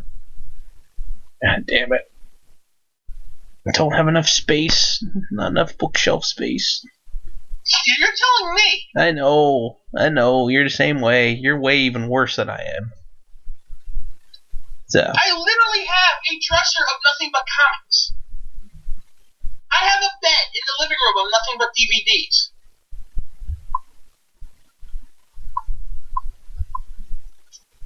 Hey, you got stuff, and you also buy a lot more than I do too. So. One Under the Sun. One Under the Sun? I have no idea what that is. No clue. Let's see. I know Aeon Flux is on there because I saw it. I think Ultraviolet is on there, and that movie's god awful. The Butterfly Effect 3. I didn't know they made 2 sequels. Yeah, the Butterfly Effect 2, they progressively get worse. The Butterfly Effect was shit to begin with. Yeah. Oh, you know what I should probably end up watching because I really like it, and I know I watched it the last 2 years that I've done this, is A Sound of Thunder. How do you like that shitty film so much? I don't know. I really like that movie. My dad watched it one time, says, here, you gotta watch it, and I've been hooked on it, and I try to watch it almost every Sci-Fi September. Sharknado 3. Didn't they come out with like a Sharknado 7 or some shit? Oh god, there's a whole shitload of Asylum films on here. Chris Jericho's in one of the Sharknado movies. Yeah, those movies are god awful. Ooh, Star Trek Beyond. Oh, Thaw. Do not watch the Thaw. Please don't watch the Thaw. Oh. Okay, so I found a couple that I can watch on here. Definitely gonna watch The Blob. Terminator Genesis is on here. I'm gonna watch it again. Ooh, Contact. I just watched that a couple of weeks ago. Alright, let me check out Netflix and see what's on there. I need Netflix. Oh, they got like the whole series of Star Trek movies on here. Yeah. Hulu? Yeah. Yeah. Including the new Next Generation films. Yep. Let's see. Categories on Netflix. The Walking Dead should be considered sci-fi, even though they're not movies. I do consider zombie films in general sci-fi, but I'd rather save them for horror, although I might be watching Return of the Living Dead because I finally got a copy with the original soundtrack. Nice. Let's see. Wild Wild West. That movie's god-awful, but still. You guys seen Wild Wild West? Yeah, it's god-awful. That movie hurts my testicles just saying. Hey, Judge Dredd is considered sci-fi. The chick, one of the chick from Mortal Kombat Annihilation who plays Sindel is in Wild Wild West. Really? Yeah. Well, it's funny you say that because on Netflix, Mortal Kombat is right beside Wild Wild West. Yeah, I like Mortal. Lost in Space. Holy shit, I really gotta get back on Hulu and watch some of this shit. There's a lot of movies on here I want to watch. V for Vendetta is considered sci-fi. What? Yes, dystopian future again. Is that a good movie? It is. It is. I don't. Very much like the comic book, but then again, I found the comic book really boring, so watch it. Hey, you can watch Universal Soldier. Yeah, I saw that on there. Oh wow, the 1951, The Day the Earth Stood Still. The only one worth watching. Huh. Do not watch the remake. Small Soldiers. I'm watching it. That's funny. That's going to be the one I watch tonight when we get off here. Oh, nope, The Blob that's on Hulu right now is 1988. It's the remake. Not the original. Oh my. What is it? Sorry? The Blob on Hulu right now is from 88. Yes. Not the original. Oh, it's not the original? No, the original is from 58. Oh my god. Oh. But you know what's also on here right now? Last Action Hero! Dude, I happen to be on my Facebook wall as you guys are doing this. I'm scrolling through and I see a thing of Jack Black and it says, I've been working on my physique. The problem is I'm always super hungry for mac and cheese and there's nothing I can do to stop myself. Yes. That's awesome. That's awesome. That is so awesome. Oh, I just realized I've got King Kong Skull Island and I haven't seen it yet. That's sci-fi, right? Of course, it's a King Kong film. I got the original on my pile of movies to watch too. I bought a 2-disc version of it recently. Is Skull Island any good? I have not seen it. My friend Tomas hated it, but Boobs loves it. Huh. So I have no idea who to judge correctly on this one. The new Godzilla movie, I really enjoyed it. I agree with you, and I'm waiting for a fucking sequel already. Yeah, me too. Did you see Shin Godzilla? No. Ah, man, watch it. Dude, I don't know if I have them anymore, but I used to have some of the original Godzilla movies. I had The Terror of Mega Godzilla. I had Godzilla's Revenge. Dude, they were kind of bad, but yes, good I at the have same all time. 30. I have all 30 films on DVD. Wow. Even ones that never made it to DVD, I have on DVD. Wow. Trust me, that was one of the best birthday presents I ever got. What was the movie that I got you for Christmas one year? Wasn't it Rambo? You gave me a movie. I know you sent me Rambo. I don't remember if you got me a movie for Christmas. Oh, dear God, why'd you do that? You can't unsee it now. I did not want to see that love child in my life. You cannot unsee it now. Basically, you better put that on the Instagram right now. Yeah, I will. Basically, the Dilophosaurus plus Dennis Nedry equals Earl Sinclair or whatever from Dinosaurs. That was an underrated show, man. Not enough people love that show. Yeah, no, that show was awesome. Holy shit. That show used to be on syndication during my freshman year of high school, I believe. And since I didn't have to go to school until about 10 o'clock, I didn't have to leave until 10 because it's later shift for the younger kids. I got to watch that shit in syndication. I watched that shit for like a year. That's awesome.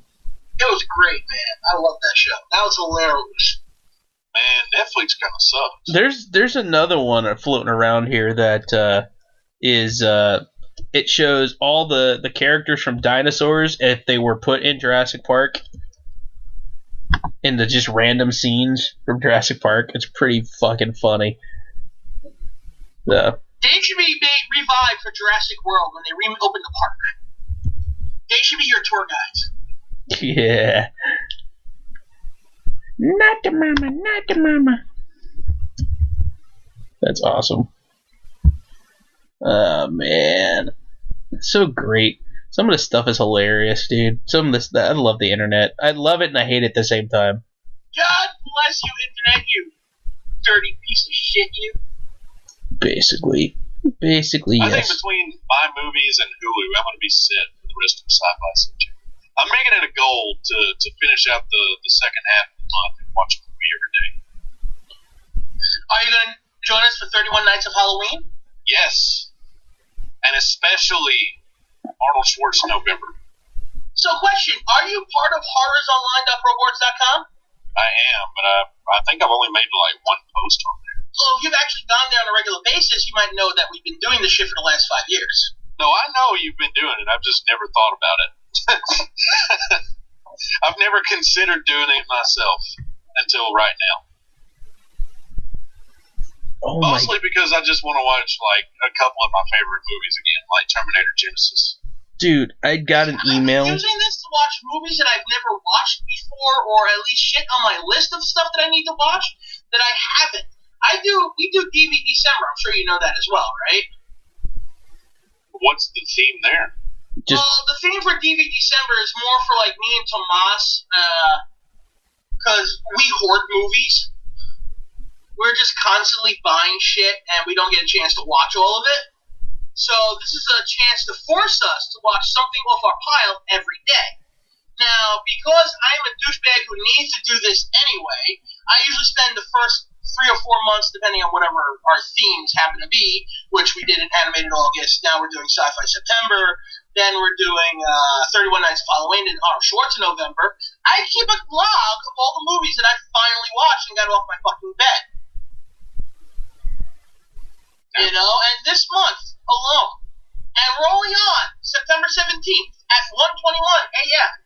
I've watched 1, 2, 3, 4, 5, 6, 7, 8, 9, 10, 11, 12, 13, 14, 15, 16, 14 movies and 2 complete seasons of a television show. I've been a very busy boy this September. Well, I mean, for the last couple months, I've been binge watching a couple of different shows. Yeah, but is it shit you own? No. Well, yeah, that's the thing. This is stuff that I physically own. I started off buying the Game of Thrones. I bought the first 3 seasons on Blu-ray to watch it. And then after I bought the 3 seasons, a friend of mine was like, hey, I've got HBO. Here's the password. So after I spent like $100 on the first 3 seasons, he gave me his HBO password. So I've been watching it on there. But, lucky you, I guess. Yes. Dude, I love Game of Thrones now. Isn't, what's her name, who played Sarah Connor on the TV show? Isn't she on Game of Thrones too? No, that's Sarah Connor from Terminator Genesis. No. I'm not talking about the dragon lady, the whatever, that one, the one you were talking about, Amelia Clark. I'm talking about the other one on the television show, the Sarah Connor Chronicles with Summer Glau, the one who played Sarah Connor on that one. Well, once we bring that travesty back up, I like that show. Whoa, dude, great observation. There's 2 Sarah Connors on Game of Thrones. Lena Headey, whatever. Yes. Yeah, she played Leonidas' wife. Yeah, I was gonna say, didn't they like walk her naked through the town or some shit? I never watched the show, but that was like all over the internet. Yeah, and she actually had a body double. It wasn't actually her. Oh, okay. But Daenerys. Body double in 300? Cause shit, that was just. Oh yeah, that's right. She was in 300 as well. I just said that, Daniel. I'm sorry. I didn't think it didn't process. Didn't process fast enough. Fantastic Yeah, that's right. Is that sci-fi? Leonidas looks over at her. She gives him the nod to be a badass.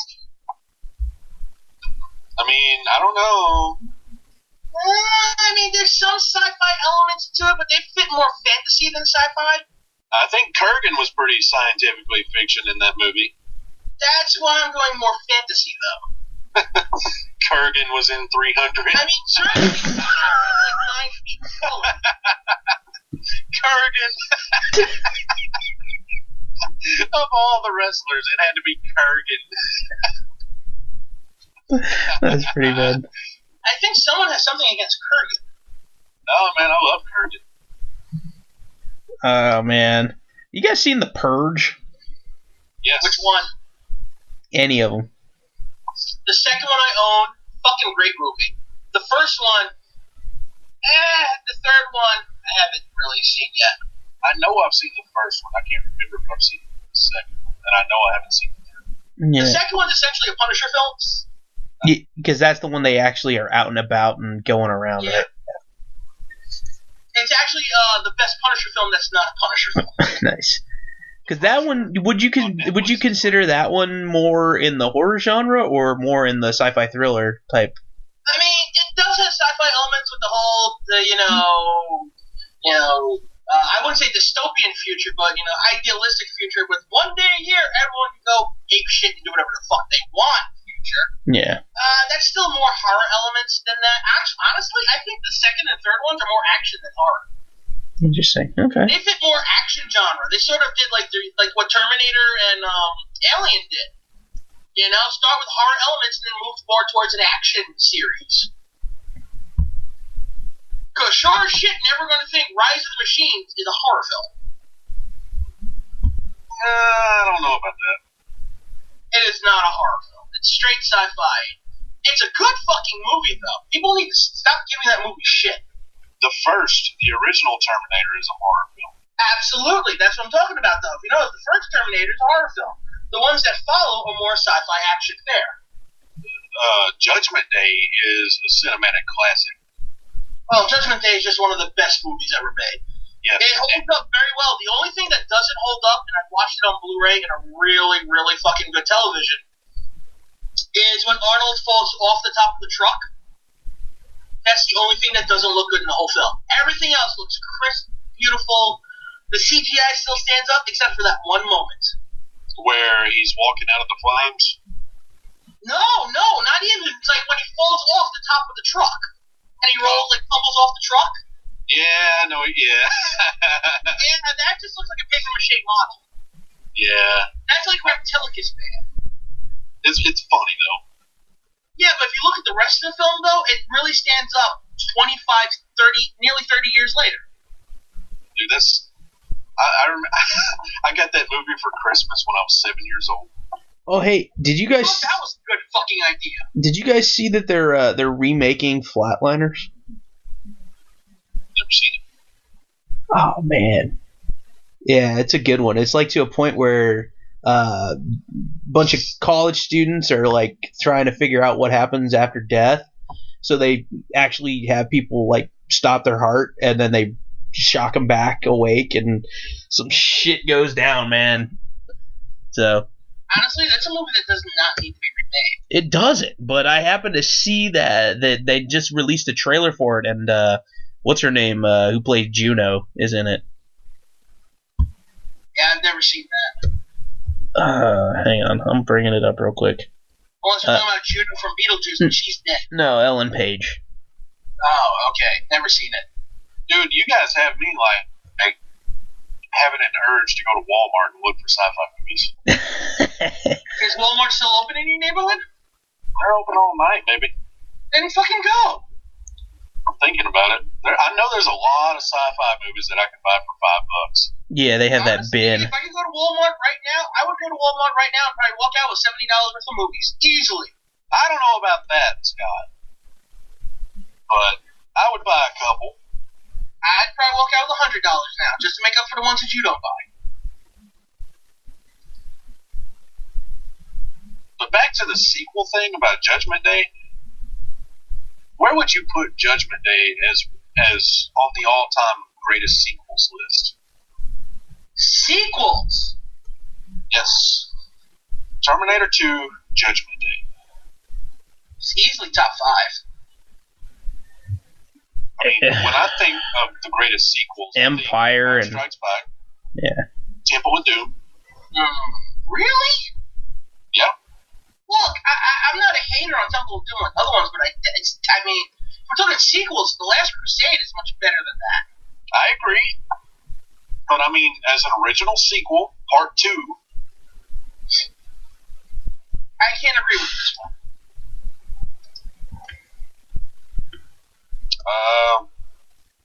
Godfather Part 2? Never seen it. Well, it's on the list, trust me.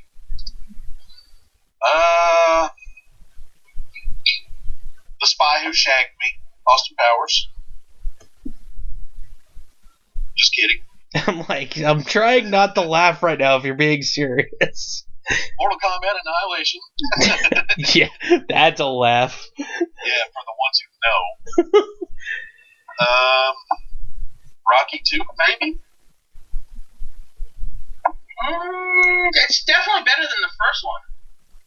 Freaking, what about First Blood and then the other Rambo I movies? enjoy First Blood Part 2, but it's not one of the greatest sequels. The sequels did get better afterwards, though. I mean, seriously, we're having to think this hard about the greatest sequels of all time. I'd say that Judgment Day is probably 2 or 3. Yeah. Well, if I'm going by my favorite films, and of course I'd be, Empire Strikes Back would be number 1. Yeah. So let's see. I actually looked up greatest sequels ever made, and there's an actual list right here. Okay. According to Google, and I shall tell you, according to Google, the greatest sequels ever made are The Dark Knight, Aliens, Toy Story 2, Spider-Man. Wait, what? Spider-Man 2. Spider-Man 2 was good. Honestly, it doesn't hold up on repeat viewings, though. It's great the first time you see it. It gets less so after time goes on. T2, Judgment Day. Yeah. The Color of Money. What? What was that? Paul Newman film. That's the Tom Cruise pool movie, right? Yes. But they did a sequel to that? I think that is the sequel. To what? What? Let's find out. It's a good movie, but I didn't know it was a sequel. You know, Tom Cruise's character in that movie is based on a real pool player. It follows The Hustler, which is 26 years before it. No wonder why I didn't put It's two actually and two. a sequel to The Hustler. Huh. Wow. Holy crap, I did not know that, and now I must watch both. I love his logic. Well, I've wanted to see both of them, but I've never watched both of them. Now I must see them. Okay, Superman 2. Really? Okay. Hellboy 2, The Golden Army. What? I've never even seen that. I mean, let me tell you, the Hellboy movies were great. Hellboy 2 was actually better than the first, but what? Okay, Batman Returns. That one that one's pretty good. The Godfather Part 2. The Bourne Supremacy. 28 Weeks Later. Yeah. One, I can't believe we forgot this. Dawn of the Fucking Dead. Yeah. Yeah. Captain America, The Winter Soldier, still one of the best fucking. Honestly, it's tied with Civil War as the best Marvel movie. Lethal Weapon 2. Before Sunset. The Empire Strikes Back. That's that far down the list? Is this? I don't think this is like numbered. It's just popular on the web. Okay, good. I was gonna say. The Raid 2. Dude, that movie is fucking awesome. I still haven't seen either of them. I'm saving them for Arnold Schwarzenegger. Yeah, the Raid and the Raid 2, both of those movies are really fucking awesome. You just be prepared to watch subtitles. Oh no, that's why I haven't watched them yet. I gotta find time when I'm gonna just sit down and watch some subtitles. Yeah. Usually I do that after work on a Saturday, but I don't do that anymore because I have something else to do. Yay! The Lord of the Rings, The Two Towers. I've never seen any of the Lord of the Rings movies. Honestly, the best one is that one. Lord of the Ring 2, The Two Towers. That is honestly the best fucking movie film. I don't particularly like them, but I can appreciate them for what they tried to do. I will say this: I really liked them when they first came out. I haven't watched them in over a decade, and I can't stand the books. I'm not a big into the fantasy elves and stuff. I'm not a World of Warcraft person. I've never been into that kind of stuff. So I didn't care for them when I was younger, and I went back and watched them not too long ago and was like, okay, I can appreciate this for the cinematography and stuff, but it's not even close to something I would watch on a regular basis. My issue with them was they got increasingly more cluster-fuckingly CGI. Yeah. Like, the first one felt really down-to-earth and grounded. Well, shit, dude. And then cartoon Smeagol, Gollum, then fucking walking trees that talk, and let me not talk about Ghost Army. Yeah, well, even what's his name, Gandalf, in that. They have a quote from him, the actor, and I'm blanking on his name right now. Frickin' Ian McKellen. Thank you, Magneto. Yes, Gandalf's actor, Magneto. but they have a picture of him, from when he was doing the scenes from inside Bilbo Baggins' house. And it's literally a giant green screen, and he's sitting there talking to, like, nobody. And he goes, I didn't get into acting for this crap. Like, he was so pissed. Unfortunately, he signed a contract to do the other Hobbit film. Yeah. Like, you know what was good about the original Lord of the Rings? They used forced perspective to create the size difference between the Hobbits and the humans. Yeah. You know? Problem was, they made the Hobbit films in 3D. They can't do that with forced perspective for the cameras. So that fucked everything up, and everything had to be done in CGI. So one of the great American actors of our time, and the great UK actors of our time, Ian McKellen, is sitting there acting through fucking tennis balls in a green pit of death. Yeah, that sucks. Now, fuck that shit. That's why I refuse to watch The Hobbit. Shrek 2. What?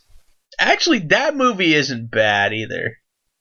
The first one was great, though. But still. Also, Star Trek 2, The Wrath of God! That's my cat's name. Mm-hmm. I'm not going to read this one. Oh, I want to know what it is now, damn it. The Hunger Games Catching Fire. Oh, okay. Indiana Jones and the Temple of Doom. I call shenanigans on this. Shenanigans! Really? Harry Potter and the Prisoner of Azkaban? Hey, those movies are good, dude.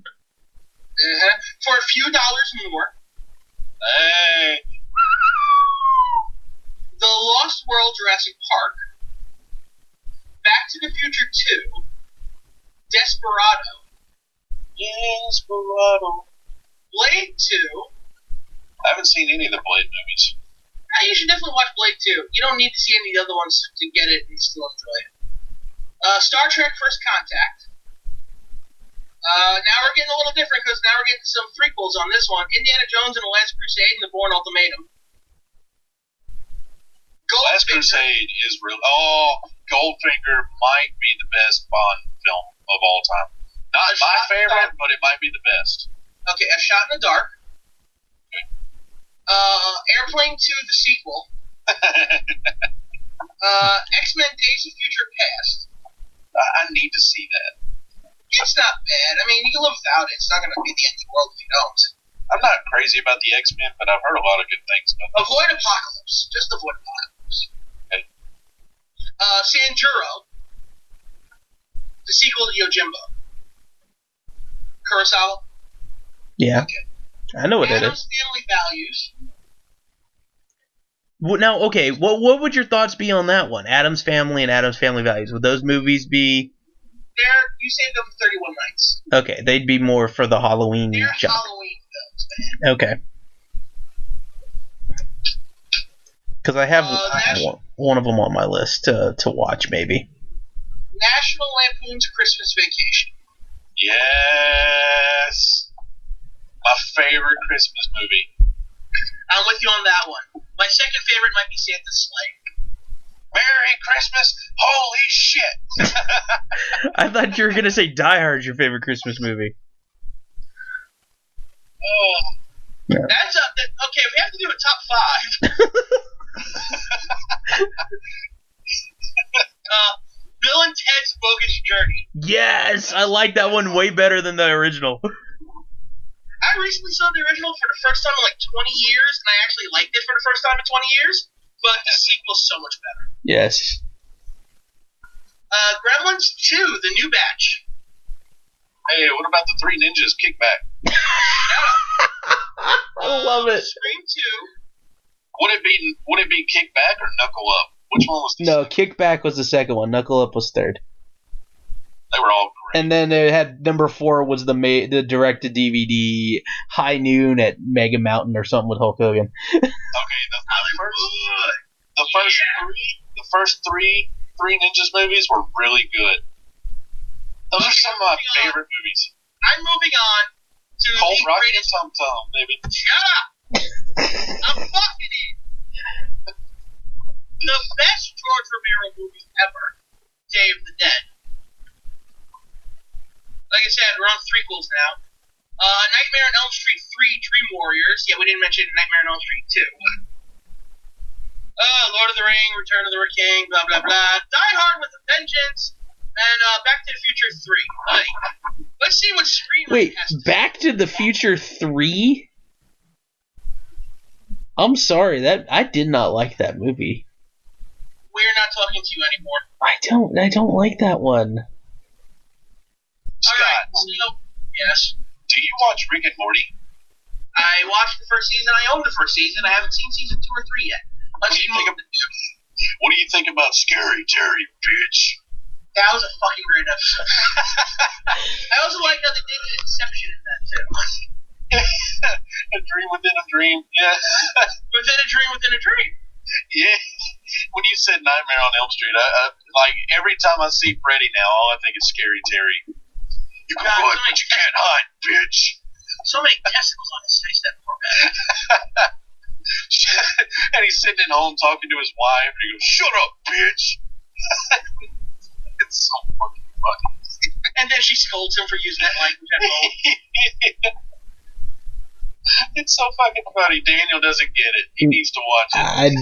I've watched one episode, and I hate the fact that he says Morty after every fucking sentence. Morty, I'm in the garage, Morty. Come check me out, Morty. I'm a pickle. I have not seen that, and I kind of don't want to after all the shit that's come around it. Dude, Pickle Rick. Pickle Rick. We'll erase this from the show archive. What about the Show Me What You Got episode? Have you seen that? With the giant floating heads? Yes. Show me what you got. Get swifty. Come on. Drop your pants to the floor. Take a shit. What the fuck? Pretty much. That pretty much, explains the whole show. That's Rick and Morty. So I want to point this one out. I'm on Screen Rant right now, and you are reading 25 best movie sequels ever made. I love Screen Rant, by the way. Does anyone care to hear this list? Sure. Yes. Well, okay, someone's enthusiastic. You can never say that word. Enthusiastic. Somebody's excited. Enthusiastic. There you go. Yay. You have to spell it out like I'm saying it to a first grader for me to even get it out of my mouth, but... That's the funniest part of the whole show. Okay, so, number 25, Evil Dead 2. Yay. Yeah, have you even seen Evil Dead? I saw the first one, yes. So, you really haven't seen it? I saw the first one, I haven't seen the second one. Or Army of Darkness? I have seen Army of Darkness. Okay, so you've seen the first and third. How about watching the pivotal one where he goes to the fucking nest? Okay. Primitive screwhead you? All right, Lethal Weapon 2 is number 24. Number 23, The Hunger Games Catching Fire. Number 22, Captain America, The Winter Soldier. Is this not the same list? No, because number 21 is Dawn of the Planet of the Apes. Hey. There's an awesome picture of Koga right now with his skull face paint. Number 20, Dawn of the Dead. 19, 28 weeks later, which is actually better than the first movie. Which Dawn of the Dead are they using? Is it the 2003? No. The originals. Now, the 2003 version is really good, though. Yeah, but it's really not a sequel. It's just a remake of a sequel. Yeah. I mean, you can kind of say, oh, it connected to Night of the Living Dead. Can, but it also came out 13 years later and takes place at the same time, so you can't. Just saying. Number 18, The Color of Money. Number 17, Batman Returns. This is the same list. Kind of. A lot of it is probably good. That's probably where they got most of it from. Number 16, The Raid 2. There's no 15. They jacked that up. My bad, no.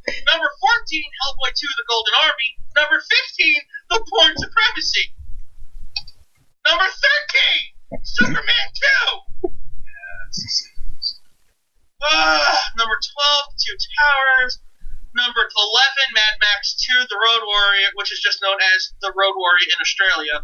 Number 10, Star Trek 2, The Wrath of Khan, showing the death of Spock. Number 9, X2, X-Men United. Number 8, Toy Story 2. Number 7, Spider-Man 2. Fuck you. Number 6, Before Sunset, which apparently, I guess is a sequel to Before Sunrise. Okay. Number 5, T2. Number 4, The Dark Knight. Number 3, Aliens. Number 2, The Empire Strikes Back. Number 1, The Godfather Part 2. Wow. So me and you, we were, pretty spot on with the top 5. Aside from Aliens. And I'm not a huge fan. I like The Dark Knight, but I'm not as high on it as other people are. I mean, it's a really good movie. Oh, no doubt. And Heath Ledger plays a great character. It's just, to me, I guess I've just gotten so used to Mark Hamill as the Joker from Batman the Animated Series. I don't see anyone else as the Joker, except for maybe Cesar Romero. I actually bought The Killing Joke on Blu-ray. Is it any good? It is. It's really good. Because I have the comic, and I've read the comic, and I've enjoyed the comic. There's almost a sex scene between Batman and Batgirl. Well, that sounds horrible. On a cartoon, yeah, it's weird. No. I mean, they do have sex actually, but it doesn't show it. But just the idea of Barbara Gordon and Bruce Wayne, knocking boots doesn't work for me. If it's Batgirl from Batman and Robin, the George Clooney movie, I'm okay with that. Alicia Silverstone? Yeah. Wait, you banging her or George Clooney banging her? Me. Okay, 1998 Alicia Silverstone or now? I don't know what she looks like now. Well, why don't you Google it and find out? Maybe. You see. Actually, I kind of want to see what she looks like now.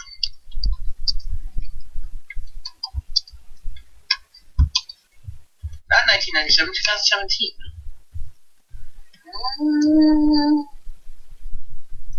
I think I'm going to go with 1998 version. I'd be fine with either. Yeah, I would too. I wouldn't complain either way, but I'm saying she got some nice MILF qualities going on right now. I kind of want Batgirl version of Alicia Silverstone in the leather, in Batgirl suit. Bat nipples. Yes. Or bat push-up bra, as it is in her case. I'm okay with that. It's still a stupid fucking costume. Poison Ivy wasn't too bad either. I've never really liked it with her in it. Me either, but as Poison Ivy, yeah. No, I think she was great in the film. I just don't find her very attractive personally. I don't either, but Plus, the scene with her feet in Kill Bill, then you just see how fucking massive they are. They look like they're bigger than mine. Too much. You know what they say about women with big feet? Hot dog down the hallway?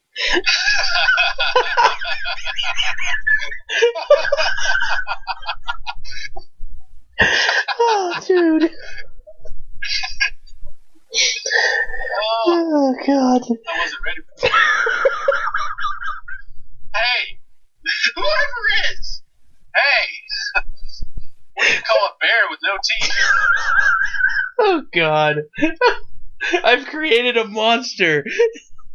Next time, if you're going to tell him a stupid joke, tell him at the end of the show so we can hang up on him afterwards. He's got lupus.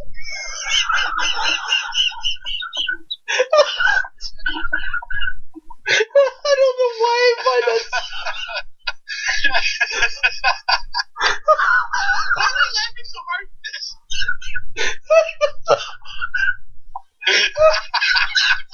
That wasn't even funny. I can't stop laughing. Oh, man. It's so bad, but it's so funny. That's horrible. You're horrible. You know what I'm telling you, you're horrible because you're horrible. Oh, God.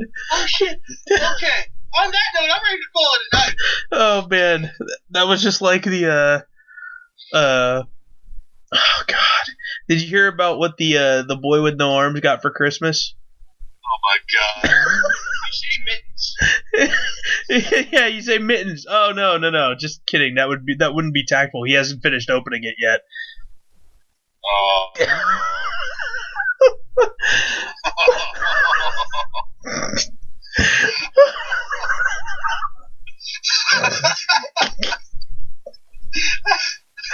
Oh, God. That's almost as bad as the Jews in a Volkswagen joke.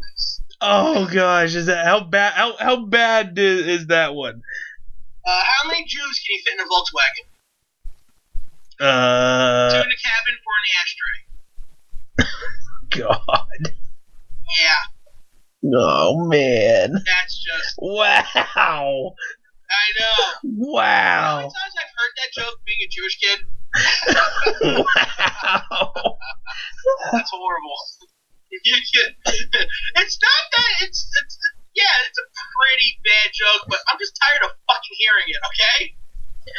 Well, Yay! You made a dead kite joke. Good on you. I will say this. The Boy in the Striped Pajamas is a good movie. I have not seen that. I really You want. should. I want to see that, It's on Netflix. which I don't have. Well, get a free trial. Shit. No, thank you. It's free. Well, before we end this thing up, what do you guys think of the winner of the Mae Young Classic? Since we haven't talked wrestling at all. We haven't, have we? No. I'm glad Kyrie Sane won. Yeah, I would have been really pissed if the whole tournament was just an angle to start the Four Horsewomen feud. I mean, it really Baszler is not good enough in my opinion yet. It wasn't a bad match. I would have been I happy sold either the way. ribs on that one. I would have been happy either way, honestly.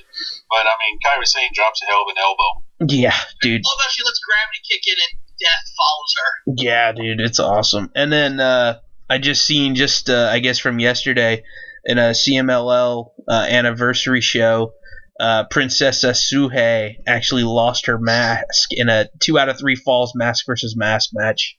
Kind of makes me wonder if she got signed then. I don't know. I'm not sure. So Beautiful woman though. yeah, she is. She's a good looking woman. And she's at she's nearing the twilight of her career too. So she's been in the business for a while.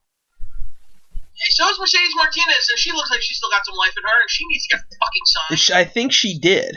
I think right now, out of the main ones, the only ones who haven't gotten signed, out of even the final 4, Baszler hasn't been signed, and neither has Tony Storm. Wow, wait, what? Yeah, I was reading just this afternoon that Tony Storm still hasn't signed yet. Tessa Blanchard is the one that needs to sign. Yeah, she hasn't signed either. I agree. I don't know what they're waiting for. Tessa Blanchard's obviously shown that she can wrestle. And she's shown she's gotten better since her days of jobbing on NXT. And Rachel Evers, too. Rachel Ellering. Yeah, I mean, they signed a lot of people. I don't know if they've even signed did they sign Piper Niven yet? I don't recall seeing that one either. I can't see how they wouldn't. I mean, she really just became the belle of the ball on that tournament. Yeah. The crowd reaction for her from the beginning to end just grew increasingly more in her favor. Yeah, it was great. Yeah, it was a pretty good tournament. I mean, I can't say that there was one standout super fucking poor match. Like, I mean, I still hate on the freaking, I can't remember which Bollywood boy it was, but the freaking Singh brother, whatever the hell you want to call him now. You mean the one that looks like a damn dog? But, well, I don't know which one it was, but whoever fought Noam Dar in the first round of the Cruiserweight Classic, that match was absolute garbage. And yet they both got signed. Yeah, and Noam Dar redeemed himself big time, and the Singh brothers can both take. Ho-Ho Loon all people. Yeah, and Ho-Ho Loon, he finally wound up going back. But I'm sure he has an open invitation to come back if he really wants to. Oh, I wouldn't. Back to family. Yeah, I wouldn't doubt that. He was. I mean, shit, they said Chris Hero had an open invitation to come back, and all of a sudden, Fat Cassius Ohno is wrestling. Yeah, I hope he can get his weight down a little bit more. But he's lost a lot of it. Yeah, you could tell he's actually making an attempt now, which is good considering the last time he went from being average size to fat Chris Hero Cassius Ohno. He went from Chris Blimpy. Yeah, so it's safe to say that he is hopefully staying away from the all you can eat buffet. I am not and will not stay away from an all-you-can-eat buffet. No one's asking you to stay away from all-you-can-eat buffet, but you're not in the ring right now trying to prove yourself as the young knockout kid. Oh no. That theme song is actually really good, I gotta say. I like the fact that it's by the guys who did the Kings of Wrestling theme song, too. Nice. Yeah, I think they got Cody Beware to do it, so that's great. I've been trying to find the Kings of Wrestling and Wrestling's Greatest Tag Team matches on YouTube, but I can't find them. I really want to see those matches. Man, they've had some good fucking matches, too. I remember the first show I went to with Tomas to Ring of Honor was probably my third ROH show. It was, God, what was it? Shit, I don't remember the title of it now. But it was Glory by Honor Night 2, back in 2006, right? Mm-hmm. The headlining match was Kenta, who was running roughshod over ROH at the time, wrestling the world champion and injured Bryan Danielson, the American Dragon. But on the card, even before intermission, was a tag match between, I believe, Jed Nex, which was Austin Aries and Roderick Strong, who were the tag champs, and the Kings of Wrestling. Now, the match itself, good match. KOW won. They cheated to do so because Castagnoli, the current Cesaro, the former Claudio Castagnoli, used to come to the ring with the briefcase because of Swiss Money Holding. Yes. You know? God, don't you love when you go back on these gimmicks and shit? Dude, it's so funny to think about that stuff. Yeah, very, very European. Just even before very European. I know. This is just when he was a rich dude from Sweden. Yeah. Was it him and Eris, right? Him, Eris, and Hero. They were the Kings of Wrestling. The three of them were together in CZW in Chikara, and it was just Claudio and Hero in ROH. Nice. Until the Kings of Wrestling changed to include Shane Hagedorn and Death Ray. Sensational Sherry herself, Sarah Dude, and you know what? You talking about that, it just made me think. How many times over the course of all these years has Regal come out of quote-unquote retirement to have a little mini rivalry with somebody and then go back behind the scenes? I would love to see her do that with Nikki Cross.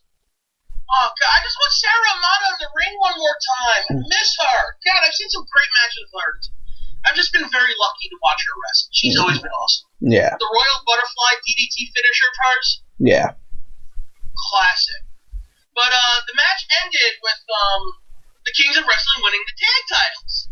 Now, that wasn't the best part about it. It was rather us chanting Kings of Wrestling and the rest of the arena chanting shut the fuck up. And that going for a good 5 minutes.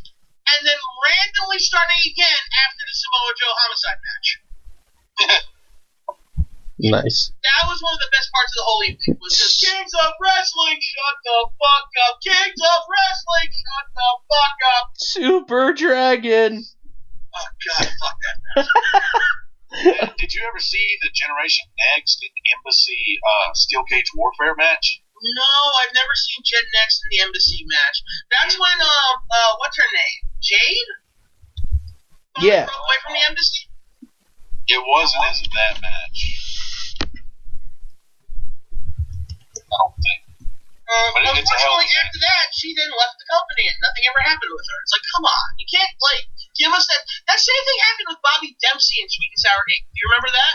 Yes, Larry Sweeney. Aw. Did he commit suicide? Yeah. That's sad. That or OD. One or the other. I'm pretty sure it was suicide. You never notice that happens to a lot of wrestlers. Yeah. I remember Larry seeing. Sweeney was pretty cool though. He was funny, dude. Even though I hated Adam Pearce. I don't know if you actually, if I've ever told this story on the air or not. After our awake show, Tank Tolan and who was part of Sweet and Sour Inc. and Kevin Steen got on the elevator that we were on to take down to get out of the Grand Ballroom. Tank Tolan gets in, looks around, and goes, "There better not be any Bobby Dempseys on this elevator." And me standing in the back just go, "I should get off of that." He looks and does a double take. You're my next project. You gotta be. He's like, no, I'm fine the way I am. No. That's funny. That's pretty good. It was just like, well, that shit happened in my life. And now I just want to say, that was probably when I was 425 to 450 pounds. Man. Weighed myself before the show, I was 351. That's awesome. Nice, dude. Yeah. That doesn't Really? sound like much because that show was over a decade ago, probably. No, But still. And that's you should give yourself a lot Yeah, of credit for that's a big deal, dude. That's awesome. Nah, I just need to keep losing some of this Yeah, weight. dude. You said Larry's. Good. I've decided that if I get to 300 pounds, I'm buying myself the UK title. Yay, There you go. dude. As you said, Larry Sweeney, and my brain went back to it was like a Chris Candido memorial match or some shit like that, and it was Larry Sweeney, Colt Cabana, and Delirious. I think it was. Oh my god, that's just comedy and a half. Dude, it was great. Like the match starts off and the bell rings and Colt Cabana does Delirious's freak out whatever before Delirious can do it, and then Delirious gets pissed and runs outside and starts pulling people off their chairs, throwing the chair in their ring, and Sweeney grabs it and throws it to Cabana, and Cabana puts the seat back for the person. And then later in the match, because, I mean, Candido used to do the whole spot with, like, the towel hanging out of his ass. Yes, he liked to show his cheeks. Yeah, so Larry Sweeney ended up wrestling half the match with his ass out and the towel stuck in his ass. Yeah, I don't know why he enjoyed wrestling with his ass out, but Chris Candido enjoyed wrestling with his ass out. I've been seeing Chris Candido a lot of indie shows before he died. I've seen that man's ass farts many times in my life. Yeah, I don't know if it's out there anymore. I know I saw it back when I was working for Click Wrestle back in the day, but yeah, I can't remember if that was like an IWA or a Chikara show. I can't remember where I saw it, what fed it was from. At my second ROH show, I got to see Delirious wrestle Nigel McGuinness. McGuinness, what? Whoa, did I just have a mini stroke?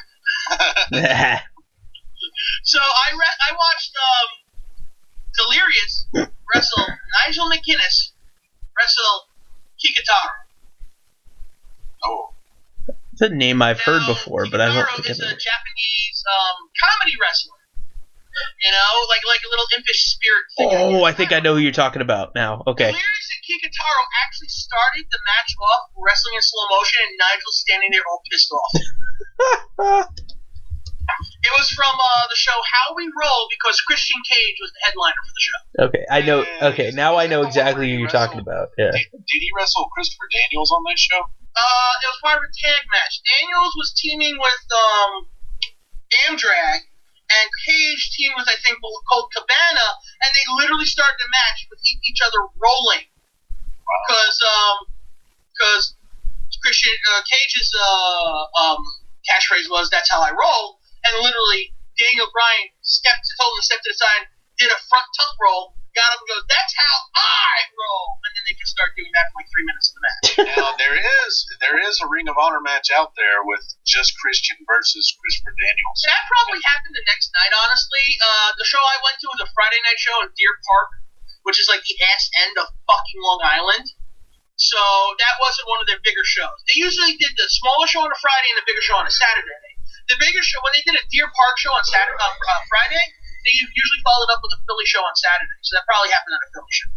Well, it was a great match between those two.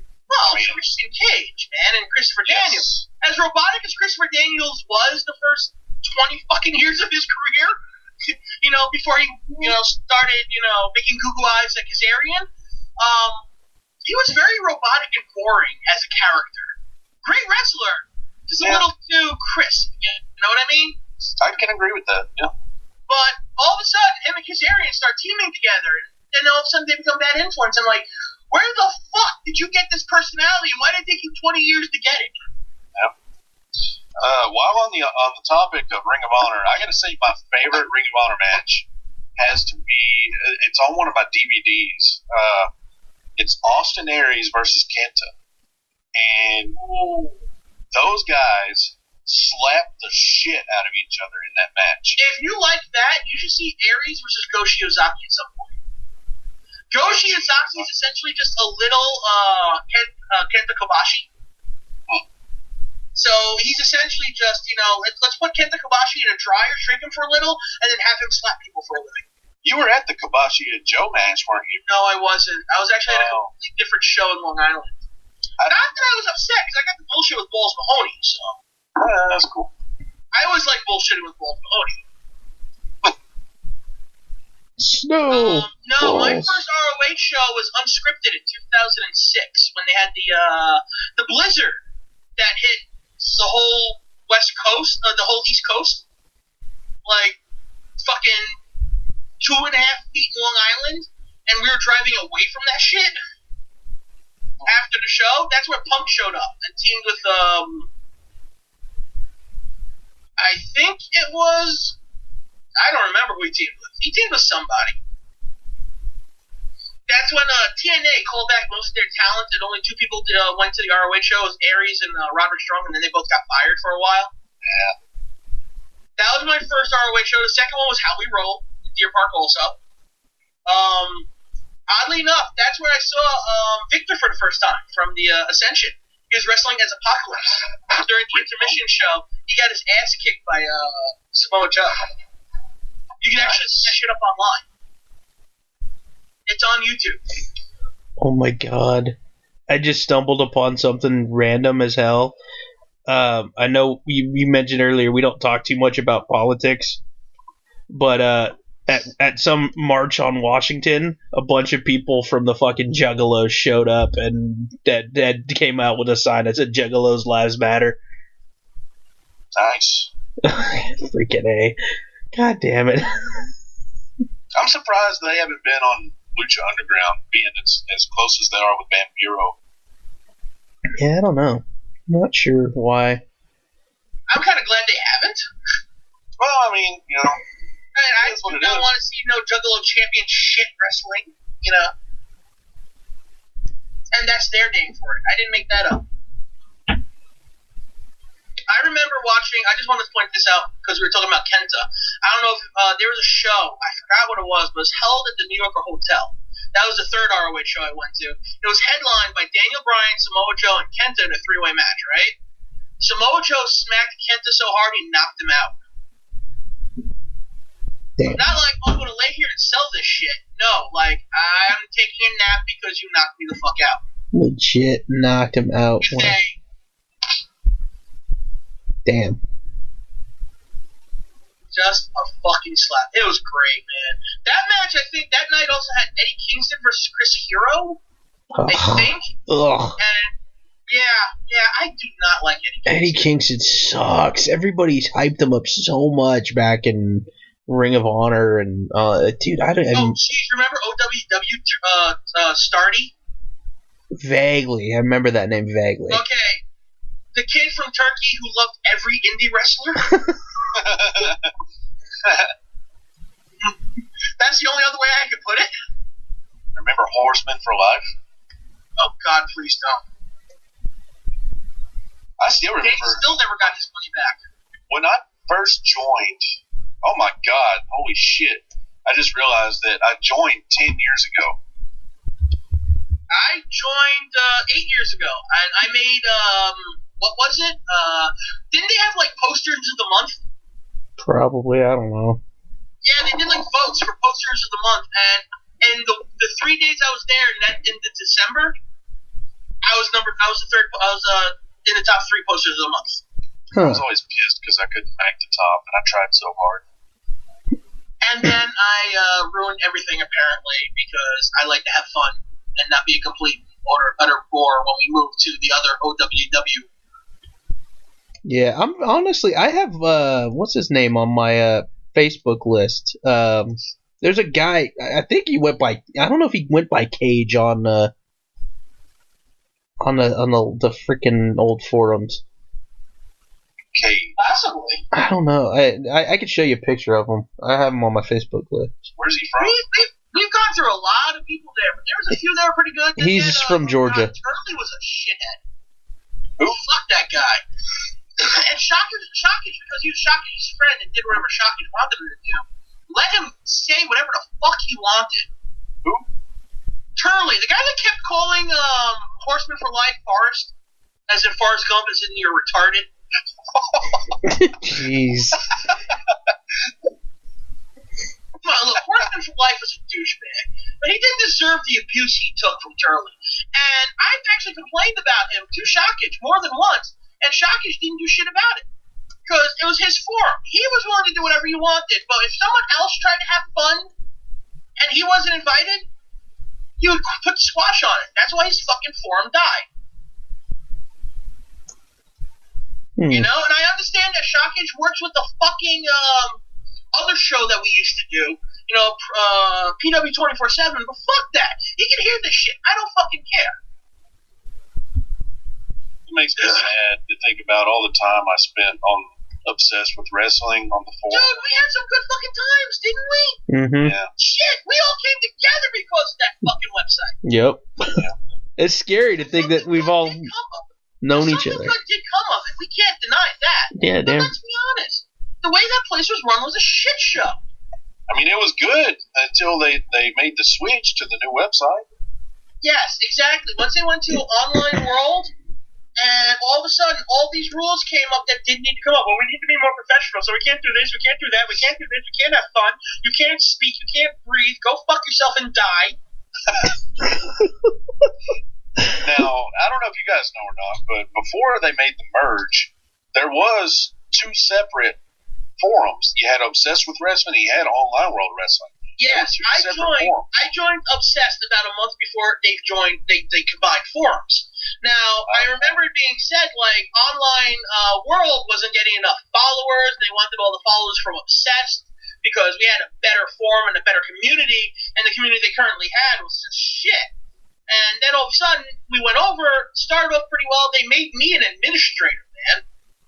I remember that. Remember that? I was a fucking admin. That's what I wanted to be. That was back when I was old school warrior. Like, holy shit. I was a fucking administrator there. Jesus Christ. And then all the shit that started happening, I left my administrative position. And then after that, me and Shockage never looked at each other the same way again. You know? He was very pissed off with me, and he never really got over it from the feel of it, you know? And then it came to a head, and I was just like, you know what? Fuck this shit. I'm done.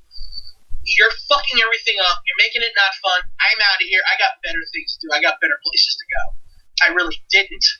But fuck it. And I never went back. I never even checked on anything again. The only thing I kept up with was, you know, the show programming that we did. Especially with after, you know, the really fucked up thing was like the whole OWW thing that happened with the show. Yeah. That was just, I should have just left it then. I should have saved myself some trouble, but there was a bitterness that Shockage never did anything to support Nick, the guy who actually made the show, the reason why we got brought over to that website to begin with. You know? Mm-hmm. That was bullshit. So I guess I never got over that, and I started taking it out on the rest of the forum and not following the rules. And I said, fuck it, I'm going to have fun. I'm going to enjoy this forum for the way it is. You know, and apparently that was too much for other people.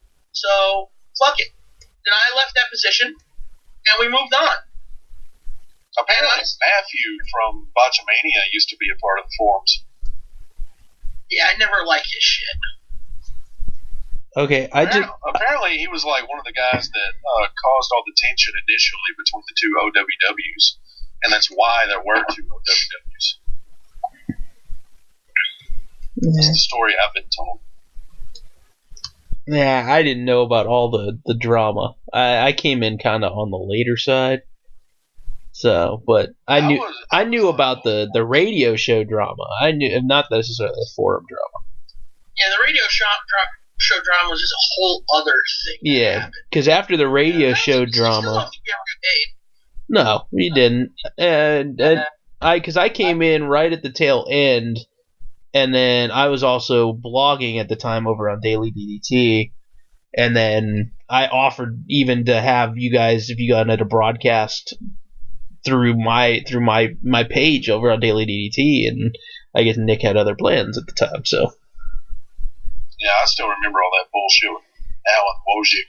And I remember telling Nick from the beginning not to trust that dude. Yo, I regret talking him off the ledge a few times. Like, he's like, he's going to quit. I'm like, nah, man, don't quit. Get over this shit. Come on, we got shit to do. And the last time he did that, before they got Nick booted, he's like, you know what, fuck it, I'm going to quit. I'm like, go ahead. I'm tired of fucking dealing with your ass. Okay? You know, I remember you keep being a whiny. I told you you're going to keep being a whiny bitch. Fuck it, do it. And instead, he went to the top brass, and he got Nick ousted instead. And then they had the gall to say, well, even with this situation, we still want you to work on the show. Yeah, fuck him. Yeah, seriously, you want me to work on the show with that cunt?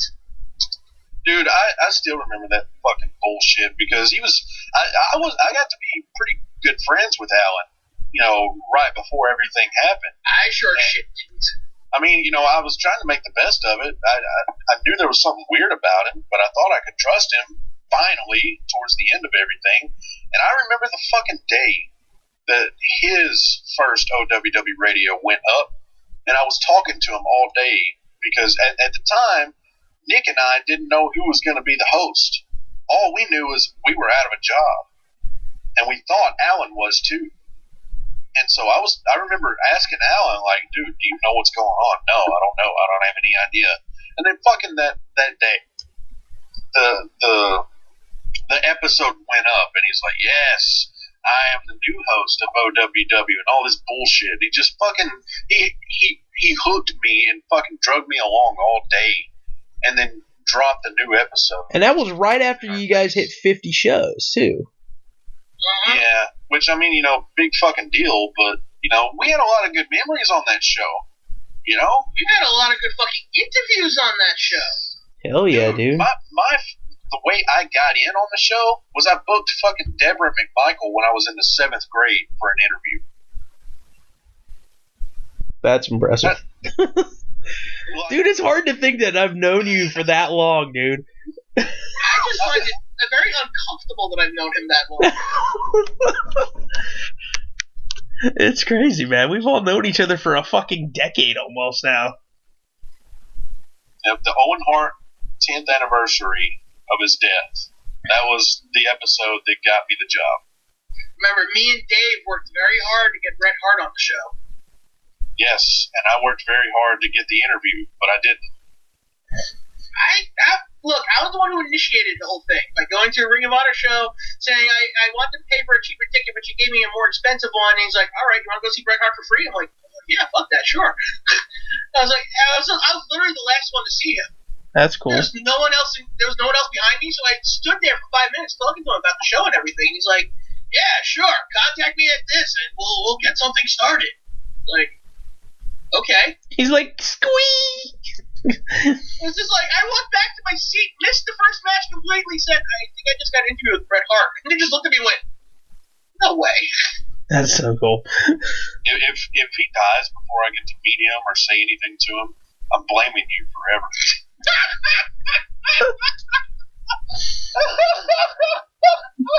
I did meet. Wait. I did meet his sister Ellie at WrestleCon this year, and no one knew who she was but me. I will say this: if he dies before you get to meet him and you blame me forever, I will happily accept that blame. Oh, God. All right. Well, on that note, I'm gonna call it because I'm starting to get tired. So I'm gonna watch a movie, a sci-fi movie. I'm gonna watch the last two Planet of the Apes films. right on. I'm torn between one of the Star Wars movies and RoboCop. I don't know which one to watch. Which RoboCop? The first. Which RoboCop? The original. Oh, okay. Nothing wrong with the remake. I actually like the remake. I forgot they even had a remake. Except when they made him look all tactical and black and shit. That's just... Yeah. Like, his suit actually looked fine when it had the gray with the black highlights at first. No, let's make him all black. Actually, I think I'm going to find that WCW pay-per-view with RoboCop. Oh, God help us. I'll watch that instead. All right, on that note. I'm done. All right. Well, if you haven't already yet, make sure you hit the subscribe button. And make sure you get all the updates from us for Gorilla Blood Radio on YouTube. Scott is on there. Actually, listen to the show, por favor. Yeah, please. Instagram, Gorilla Blood Radio. Scott's on there. Scott NDX. I'm on there. DKorea247. Aaron's on there too. If you want to harass Aaron, what's your Instagram handle? I don't know. You don't know? The Aaron Kendrick something wrong. Is it the Aaron? I don't know. I have to look now. The Aaron Kendrick. I had to look, but that's it. It is the Aaron Kendrick. Yes, it is. Okay, the Aaron Kendrick on Instagram for him as well. If you want to harass him. I'm fully expecting no followers. I was about him to say I'm fully exposed on my Instagram. Oh God, help us. Well, that too. He's the new Jean-Claude Van Damme. Yes. Since that's the theme of the day is Jean-Claude Van Damme's ass. There's no problem sending photos of his ass to people too. Dude, I remember when he fucking took that picture of his arm and tried to make it seem like, oh shit, I didn't mean to send that to you. You remember when he fucking did that, Aaron? Yeah. You know what the worst part was? His text saying, oh shit, I didn't mean to send that, and then the fucking photo followed. See, he did it backwards for you. Yeah, that's terrible.